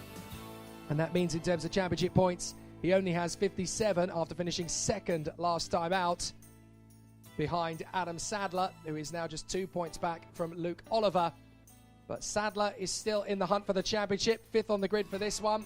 And that is ahead of Luke Oliver, who's had a very difficult day at the office, trying to fight his way back into contention more than once. Louis Large and Jamie Desira on the front row from Luke Oliver and Michael Cheek, Adam Sadler and Dan Devereaux, and then Colin Davis and Cole Edwards. Charlie Whaley and Jason Wilson from Chris Thomas and Joe Fifner, Taylor Adams and Nathan Chafer, and then it's Ian Branfield and Carl Churchill, Joe Bleakley and Darren Whaley from John Scott, Timothy Darlow, Aaron Yao, Ross Meakin, Ian Brown, Sam Winter, and Mark Wingard. So the drivers are getting themselves up to speed, are obviously putting themselves into the 2 tram lines, ready for a race start. But it will be very tricky from the off as the competitors get themselves into position. So hopefully there is going to be a strong start from the off with the Rotax Max 177 final judging the next 60 points up for grabs in this race. Let's see what happens. Large and Desira, Luke Oliver and Michael Cheek. Apparently Luke Oliver isn't out there. From what we hear, he's not. So Luke Oliver apparently has not taken up the start. So that is shocking and controversial. The championship leader is not on the start. So away we go. And Louis Large leads the way. Up to second place, it looks as like has come Michael Cheek. And there's a stationary yellow. There's a yellow flag under the Litchfield Bridge. So we've had a spin, but it's withdrawn pretty quickly. So who is that at the very back of the field? A non-start for Luke Oliver and for Ian Brown by the looks of things. Dramatic for the championship leader, though, Luke Oliver, as now it looks as though the championship lead is ultimately going to be handed to Adam Sadler, and he'll battle for the title now with Chris Thomas. But Louis Large leads the race. Jamie Desira in second from Michael Cheek. Adam Sadler's still there in P4, so they've been very sensible on the first lap. Get themselves into a good position, and we've got an off on the final, on the run to the hairpin. So who is that out of luck? Trying to figure out who that is. It looks like one of the Coles Racing drivers. I think that is Joe Bleakley. Oh, no, sorry, that is Ian Brown, who had the problem on the first lap by the look of it. So Ian Brown, unfortunately, his game is over already. As up to the lead goes Jamie Desira. Jamie Desira has got through and now leads the way in front of Louis Large. Michael Cheek is third position. Absolutely sensational race action. So we've lost Luke Oliver and we've lost Ian Brown. But Luke Oliver out of the race with a faulty cart on the rolling lap by the looks of things. Either that or it was Ian Brown. But both of the Coles men are out before the race even gets underway.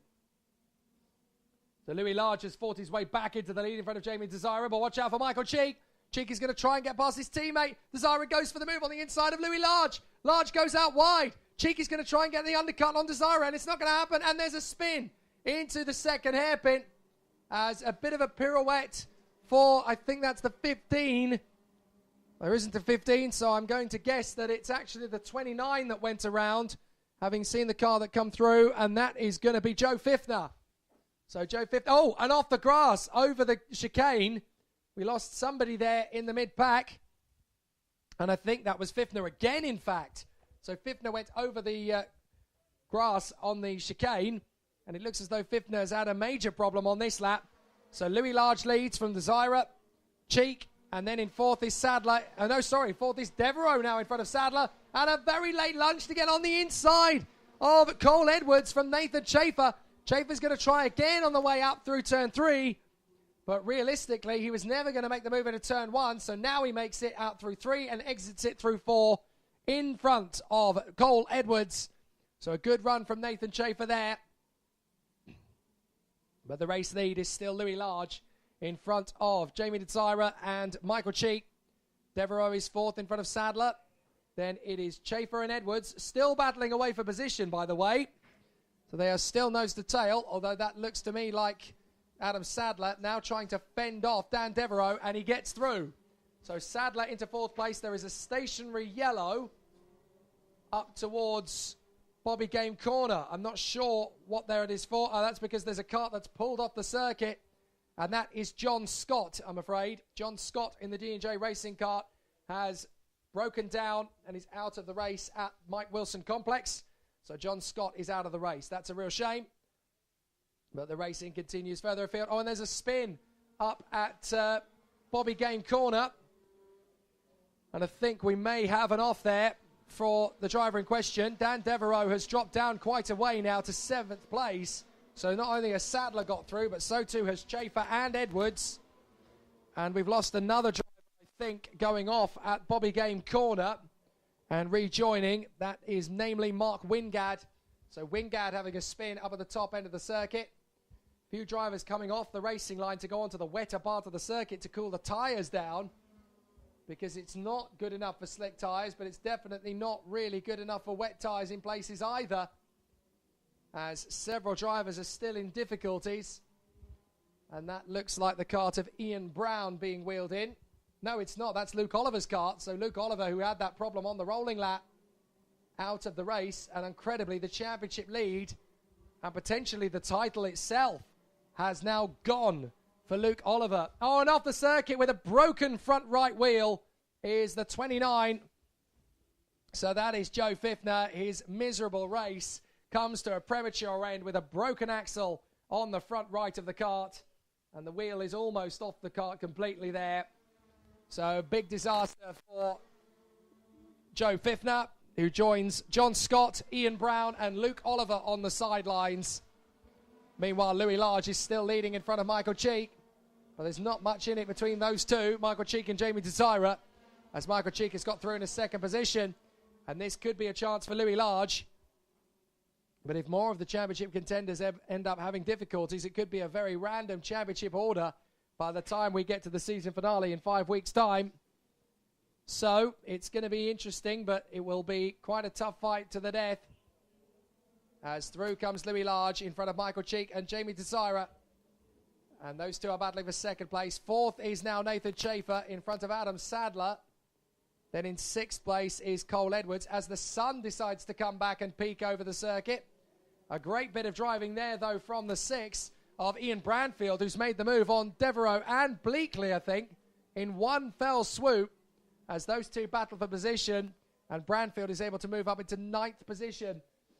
Out of 9th position and into 7th place is what I meant to say. So now we'll see what the drivers can do in the closing 3.5 minutes. Louis Large just controlling the pace out front, looking for his first win of the Trent Valley Kart Club Winter Series. Certainly his first win in a final. He has taken no heat wins, but certainly top 3 finishes. So it will be his first win of the season if he can get this one up. First final win of the season, I should say, sorry. But Luke Oliver is sat on the sidelines, unable to believe his fortune, leading the championship coming into this race and unable even to start it. Absolutely devastating for the Coles driver. But the sun comes out over PF International. You took your time, but here it is. Louis Large, Michael Cheek and Jamie Desira continuing their race of attrition, as a little bit of a moment there for the 74 of Aaron Yao. He got a little bit sideways, but manages to catch the car. And there was a slight problem in the mid-pack as well for Tim Darlow as he falls back behind Carl Churchill. But out in front, it is Louis Large, large and in charge, as he runs out in the lead of the race, doing an absolutely spectacular run. Final corner, down the main straight, and going very well indeed. Now, mechanical flag is coming out, and that is for the 42, I'm afraid to say, of Taylor Adams. So Taylor Adams, who's had a bit of a topsy-turvy race weekend anyway, but he's there running now in 13th. Now, I want to see what it is that he's been given the mechanical flag for. Oh, and that's obvious. There's half of the bumper is dragging behind the cart. So, unfortunately, Taylor Adams, it's bright as day and clear as mud for him that he's got the mechanical flag for a reason. And there's all sorts of jockeying and jostling for position coming over the bridge. Who's that? That is a battle between, I think that is Cole Edwards versus Joe Bleakley. And trying to come past both of them is Ian Branfield. And Branfield got held up as a result of all of that. So he's out of position a little bit there, Branfield, but he's up to 8th. He just needs to keep digging and find another way to come by, as Cole Edwards is trying desperately to find another way through on Joe Bleakley as they fight for P6. But up on the far end of the circuit with 1 minute and 10 plus the additional lap to go is Louis Large, 3 seconds clear of Michael Cheek and Jamie Desira, who are still swapping positions for second place. Nathan Schaefer and Adam Sadler are continuing to run well. And then, of course, it is Cole Edwards. But Louis Large, Jamie Desira, and Michael Cheek are running beautifully from Schaefer, Sadler, Bleakley, Edwards, Branfield, Jason Wilson, and Dan Devereaux. And somebody's not sounding quite right as they come through. Sounds like we've got somebody with a mechanical problem. Not entirely sure what the difficulty there was, but it's certainly sounding like for somebody there might be a mechanical issue prevailing. Taylor Adams has just pulled the cart into the pits, having been asked to by the officials. And I think Mark Wingard is just about still circulating. I could be wrong on that one, but I'm still struggling to see if Mark Wingard has actually pulled up. There he is. So Wingard has come through. And now it's about Louis Large about to enter his final lap as he comes out of the Mike Wilson complex. And Louis Large continues his dominance of this race. He had an early challenge from Cheek and Desira, but unfortunately for him, it's not really been able, unfortunately for them, I should say, it's not really been able to turn into a serious challenge for the win as Large begins the final lap. And here comes Nathan Schaefer on the back of Michael Cheek. Desira is hanging on to second, but this is going to be a brutal challenge from Nathan Schaefer as he tries to get on the inside of Michael Cheek. Cheek hangs on the inside line. A really tough battle throughout, but this is going to be such a tall order. And so the battle continues. Really tough race action and all sorts of drama aplenty. But really exciting racing from the drivers as they continue to work forward. Into the inside there, Schaefer. He's going to make the move this time on Michael Cheek. They're side by side, but Cheek's going to get a better run off the turn. Schaefer's not able to make a way through. He's trying again, and they nearly tangle. Michael Cheek is getting very irate with Nathan Schaefer. Schaefer is writing his own rules in the battle with Michael Cheek. And that's going to be a very tricky maneuver to decipher. But the checkered flag is coming out for Louis Large as he comes into the final turn. And Louis Large takes his first victory in a final in the Trent Valley Kart Club Winter Series 2019. And second place is going to be the 27 of Jamie Desira, with third place going the way of Nathan Schaefer. Michael Cheek is fourth place in front of Adam Sadler. Joe Bleakley in front of Cole Edwards. Then Ian Branfield is going to come through. No, Branfield beats Edwards to the line, in fact, with Jason Wilson in ninth and Dan Devereaux rounding out the top 10. From Colin Davis and Aaron Yao, then Charlie Whaley and Sam Winter. Ross Meakin is in 15th. Chris Thomas has had an absolutely appalling weekend for luck, and he comes through in a rather distressing 16th place. Carl Churchill and Tim Darlow. And then we have Darren Whaley and Mark Wingard with the retirees, namely Taylor Adams, Joe Fiffner, John Scott, Ian Brown, and most dramatically of all, the championship leader, Luke Oliver, breaking down on the rolling lap. Absolutely, well, a very unpredictable race for many different reasons, but Louis Large, once he got into the lead, a very important win for him. And now there is just one more race to go as we battle for the last final of the day. And that is going to be the Senior Rotax Final, which will take us into the break between rounds, which will last 5 weeks. Don't forget, of course, that you can head on if you're listening and thinking, well, I want to race in that. You can head to the website, tvkc.co.uk. Club website. Entries will open for the fourth and final round, I believe, on Monday morning, which is, of course, tomorrow. And then the drivers can get themselves onto the starting grid. It will be pretty much a sellout grid across the classes, so everybody will want to make sure that they are ready for action in the season finale of the Trent Valley Kart Club Winter Series for 2019, as the drivers will obviously want to battle very much for supremacy in the last round of the championship. But there will now just be one final race to go, and that is going to be the Senior Rotax Finale in what is already a very close battle for the title. Reese Hunter versus Ben Burgess, just 2 points between them. They have taken a final victory each over the course of the season.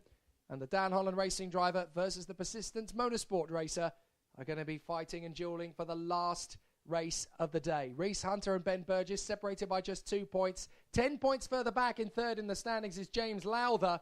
And then Sam Harrison is in the mix there as well, with Alex Baker and Michael Roots in the top 6 in the Drivers' Championship too. So there's a lot to play for, but it is going to be Reese Hunter versus Ben Burgess for the Drivers' title. If things look the way they are at the moment, James Lowther is still in contention. There's a long way to go, and it's advantage Reese Hunter at the moment. He's on pole along with James Johnson on the front row. Kieran Gifford and Ben Davis are on the second row. Luke Wooder and Lewis Malin come next from Oakley Pryor and Guy Cunnington, with Ben Burgess only 9th alongside Bradley Barrett. Aggie Stenning and Jack McConnell are on the 6th row from Tom Edmonds and George Holbrook. James Lowther and Rob Ellis come next, and then Kian Sang and Ben Donkin from Jason Lockwood and Alex Kirkwood. Travis Coyne and Mark Ross from Jake Douglas and Chris Wright. Morgan Rose and Daniel Yowell from Ethan Haynes and Sam. And then Nick Holgate and Sean Berry from James Lingard and Tom Sanders, Thomas Walker and Jemima Hepworth. So the final is about to get underway in Senior Rotax. It's been great to see the drivers fighting their way to the A final. A lot of drivers with a lot at stake in this race. And in terms of the championship fight, it's going to come down to the battle between Reese Hunter and Ben Burgess. A win apiece in the finals over the first 2 rounds. But Burgess is going to have to fight his way back from 9th position on what could be a very tricky what could be a very tricky final race of the day, with all sorts of battles to come, and it will be a really tough war as they come through. Hunter and Johnson, teammates on the front row from Gifford, Davis, Wooder, Malin, Pryor, Cunnington, Burgess and Barrett. Here we go! Great run to the first corner and in second place immediately. Kieran Gifford gets through, and over the grass goes for James Johnson. Johnson goes over the grass at the first chicane, and there's contact. Karts going everywhere under the Litchfield Bridge. Not as dramatic as it could have been, but still lots of karts out of position. And a few drivers are basically done and dusted. It looks like we've got one stationary under the Litchfield Bridge. Can't quite figure out from this distance who it is, unfortunately, but it's definitely game over for one. And as they come through at the end of the first lap, I wonder if it's going to be one of the big names that has fallen. I think it might be one of the drivers towards the sharp end. Jack McConnell seems to have had a terrible start, and he's tumbled down several positions, but it's Hunter from Gifford and Johnson who somehow hangs on in there for 3rd position. And it looks as though the driver who's been caught up under the Litchfield Bridge and is out of the race, it looks like there's 2 of them actually out of the race already, appear to be Rob Ellis and Morgan Rose. It looks like both of them are out of the race at the Litchfield Bridge, and that is a real shame for those 2 who have obviously had to work very hard indeed to get themselves further up the order anyway. But from their point of view, it is going to be a very disappointing end. So, end of the first. Hunter leads from Gifford, Johnson, Pryor, Davis, Wooder, Cunnington. Ben Burgess is 8th now from Brad Barrett and Anki Stenning. But it's stationary yellows through the first corners as they go through turn 3, because there's still a bit of a clean-up job to go. And it's only Rob Ellis, we're told, actually now, because Morgan Rose has got difficulties with his transponder. So it was just Rob Ellis who ended up parked up at the first chicane just under the Litchfield Bridge. So out in the lead is Reese Hunter, hoping to lead by domination. And there's a problem. That's one of the DHR karts running wide and struggling to get off the grass now. That is the 5, I do believe, of Brad Barrett. So Barrett's had a miserable first couple of corners of this lap. Oh, and a big wild moment too for the 74 of Sean Berry, who manages to get out of the war zone. And there's more contact further back. That's the 62 spinning around. So the 62 spins. That's Chris Wright for TSI. And there's more drama, more banter in the back of the field as drivers are clattering into each other over the curbs. But as they come around at the end of lap 2, it is Reese Hunter a country mile ahead of the rest. So Reese Hunter clearly out to dominate this race and take a firm lead in the championship heading to the season finale from Kieran Gifford, James Johnson. Oakley Pryor is 4th. Then it's Guy Cunnington and Ben Davis. Ben Burgess. Looks like Ben Donkin's had a terrible lap there. A very difficult final sector as he's lost a few seconds, as has Jake Douglas, who's gone with him. They're both now outside the top 20. So it's Hunter who leads it. Reese Hunter well in command. Then it's Kieran Gifford from James Johnson and Oakley Pryor. But Pryor is trying to come through on James Johnson. And Oakley Pryor's got a very good cart underneath him. He's going to get a better run off the turn. Johnson's going to try and edge him to the inside line for the next bend. They're both going to drift out wide, but they're not going to lose the place to Guy Cunnington. But Pryor will not be happy with that. Cunnington is going to come to the inside as there goes the 13 of Ben Burgess on the inside of Ben Davis. Where's James Lowther? Well, he's still struggling with the likes of Brad Barrett and Kian Tasang, stuck in behind Luke Wooder and Anki Stenning as they all try and gain ground on Jason Lockwood. So there's some good battles in the field, but out of the final turn, onto the main straight again at the end of lap 3 is Reese Hunter, who's just blitzing the field. And it looks to me as though there's a warning flag gone out for Luke Wooder. So Luke Wooder is on the naughty list. I'm not sure what it's for. But he comes through in 7th position. Perhaps the manner in which he got himself into 7th place ahead of Lockwood and Barrett left a little to be desired in the point of view of the stewards. So that's why he's been given a warning. And he's not the only one. There's also a warning gone out to the 99. That is Oakley Pryor, who's up to 3rd position, as we know. So Pryor getting his way past Johnson, and clearly, as far as the officials were concerned, not in a respectful manner. As up the inside of Johnson for 4th comes Guy Cunnington, but he's not going to make it. And round the outside comes Ben Davis, I think. No, that's Burgess. That is Burgess. So Burgess is going to work with Johnson to get past Guy Cunnington. So they are through to 4th and 5th. Burgess is 5th. Up in front of him is Johnson. Stationary yellows. At the final turn, we had a bit of a spin-up. Not sure who that was, but already a lot of drivers going wayward. The thing is, it's not raining anymore, and the track is slowly drying out, but it's cooling in terms of temperature, and it's not going to be bone dry by the end of the race. So there are patches of dry, patches of very wet indeed, but the only tyre choice to be on is the wet tyres. There goes Oakley Pryor in 3rd position, hunting down the man in 2nd. Have we got an incident at the final corner? I think there's a chicane. We've got a spin at the chicane, and I wonder if that's James Johnson. It is James Johnson. Johnson has tumbled down the order and has gone off the course in the final chicane. Now, was that assisted, or did he lose it on his own? Oh, and we've got somebody off the course up at Litchfield, up the Litchfield Bridge as well, through the square left over the bridge. I didn't see who that was, but we've got somebody about to tumble down the times, losing about 4 places or so. And we'll try and find out who that is. I think it was Daniel Youd who ended up losing places, just running wide on the exit of turn 3 and having to rally cross his way back onto the circuit again. And there's still more cantering into each other as they run through the circuit. But this is going to be quite an interesting challenge for the drivers. They're obviously going to have a lot of work to do to continue the battle. But now we will see some pretty sensational stuff as the drivers continue their race, trying to get a little bit more speed down the main straight. And still, they push for more speed. What's the old Brooklands expression? More speed and yet more. And there's still plenty of drivers out there going for it. Another warning goes out. Now, who's that for this time? I'm wondering if that is the 57. If so, that is Michael Roots. Now, I'm not sure what that's for. It's either 57 or 37. And I think we've only got a 57, so that will be the answer to that one. But the drivers are still working very hard to try and find a little bit of excess speed. They still want to go for the W. But Reese Hunter is looking so sweet out in front. 6.7 seconds is the gap. And he's not going to lose this kind of pace at the moment. He's just checking out in front. The kart is well suited to these conditions. Drying circuit on a damp track. And he's just in his element out in the lead. Still going faster and faster per sector than any other driver out there. Reese Hunter still charging away in a 1:16.01. Nobody's been able to get that close to him in terms of lap time over the course of the day. Up to second, though, has come Oakley Pryor. Oakley Pryor has got past Kieran Gifford. So Oakley Pryor is now into P2. A great drive from the Team Clay racer. Wood is now 4th from Cunnington. Lockwood up to 6th in front of Davis. Then Barrett. Burgess has got past Lowther for the top 10, bottom 2 positions.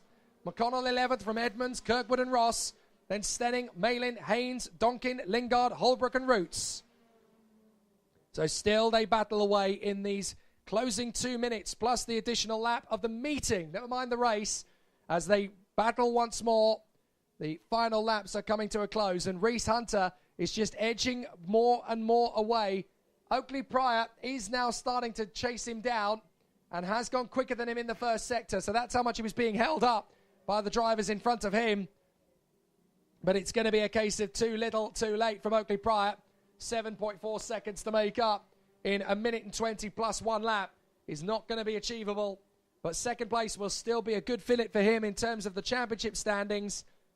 And Oakley Pryor will be able to go and battle with some of the other drivers in the mix, because of course he has yet to put points on the board. So a second place finish will be very nice indeed from his point of view as we go into the penultimate lap. Reese Hunter in front of Oakley Pryor and Kieran Gifford from Woodard, Lockwood, Cunnington and Davis. And interestingly, we've got those three, Lockwood, Cunnington and Davis, having an amazing scrap for 5th position. They go through the 3rd corner. Gifford's got to the front, Lockwood's got to the front of that little gaggle, as there's not a lot that Guy Cunnington can do except watch the 2 men in front banter away. But as they come down the back straight, Guy Cunnington has split the 2 of them. And so, for the moment at least, Ben Davis is still there in 7th, trying to close up Cunnington on the man in 5th place. But now he's got to try and defend from Davis. Davis is trying to get there on Guy Cunnington. And further back, charging hard, is Bradley Barrett, having tried to drop Ben Burgess, but Burgess gets him on the switchback. So Burgess is now 8th, but that's going to lose him a lot of points in comparison to his main rival. I think he's going to lose about 10 points at least to his main championship rival as Reese Hunter goes into the last lap with Hunter in the victory spot. And Ben Burgess in 9th. He's going to lose 11 points to his main rival in the championship. But what does this mean in terms of the guys in 2nd and 3rd? Well, Lowther's not going to score high, nor is Samuel Harrison, of course. Alex Baker and Michael Roots are in difficulties as well. So this is going to be a walkover for Reese Hunter, and potentially in the championship standings as well. He'll have a comfortable cushion to wrap it up at the season finale. He'll win it here, but he'll certainly take pole position to clinch the title in the Trent Valley Kart Club Winter Series as he tours around on the last lap. The gap is down to 7 seconds, like he could care less. He's just ticking off those last few corners. Oh, we got a spin up at turn 5, and that is Mark Ross. Mark Ross has fallen off the road on the exit of the Litchfield Bridge. And we've got a spin between the 2nd and 3rd place men, Oakley Pryor and Kieran Gifford. They've both got going again. They haven't lost their places. Well, Luke Woodard might have got through. I'm not sure. But the checkered flag flies, and it's Reese Hunter who dominates. Reese Hunter goes one step closer to becoming Winter Series Senior Rotax champion at Trent Valley Kart Club. 2nd is Oakley Pryor, and 3rd is Luke Woodard. Kieran Gifford spinning on the last lap. Now, there was not much between the 2 of them on the last lap, so I don't know whether there was an incident. Lockwood is 5th. Davis is 6th. Guy Cunnington is 7th from McConnell and Edmonds. Burgess is 10th. Bradley Barrett is 11th from Lewis Malin and James Lingard. From Kirkwood, Stenning, Donkin and Lowther. Kieran Tassang, George Smith, Ethan Haynes and Daniel Yowd. Thomas Walker is next up from Jake Douglas and Michael Roots. Sam Harrison and Morgan Rose. From James Johnson, Travis Coyne, Mark Ross, Alex Holgate, Sam Sanders and Jemima Hepworth. With the 4 retirements of George Holbrook, who won brilliantly earlier on, don't forget. Sadly, Sean Berry, Chris Wright and Rob Ellis all dropping out of the race as well. But a fantastic race day at Trent Valley Kart Club's Winter Series. The 3rd out of 4. The finale is 5 weeks from now, with all of the championships going down to the wire. Some closer than others, but it will be exciting stuff. Join us again on Downforce Radio, trackside here at Trent Valley Kart Club if you wish to as well, on April the 6th and 7th for the season finale of the Trent Valley Kart Club Winter Series 2019 here at PF International. Stick around if you can, because we're going to the podium ceremony very shortly indeed. I'm Jake Sanson. We'll see you again next time. Hi, I'm Tom Ingham and you're listening to Downforce Radio. Hi, I'm Jacques Villeneuve. You're listening to Downforce Radio. Hi, I'm Bruno Senna. You're listening to Downforce Radio. Hi, I'm Chris Hoy, and you're listening to Downforce Radio. Hi, I'm Landon Norris, and you're listening to Downforce Radio.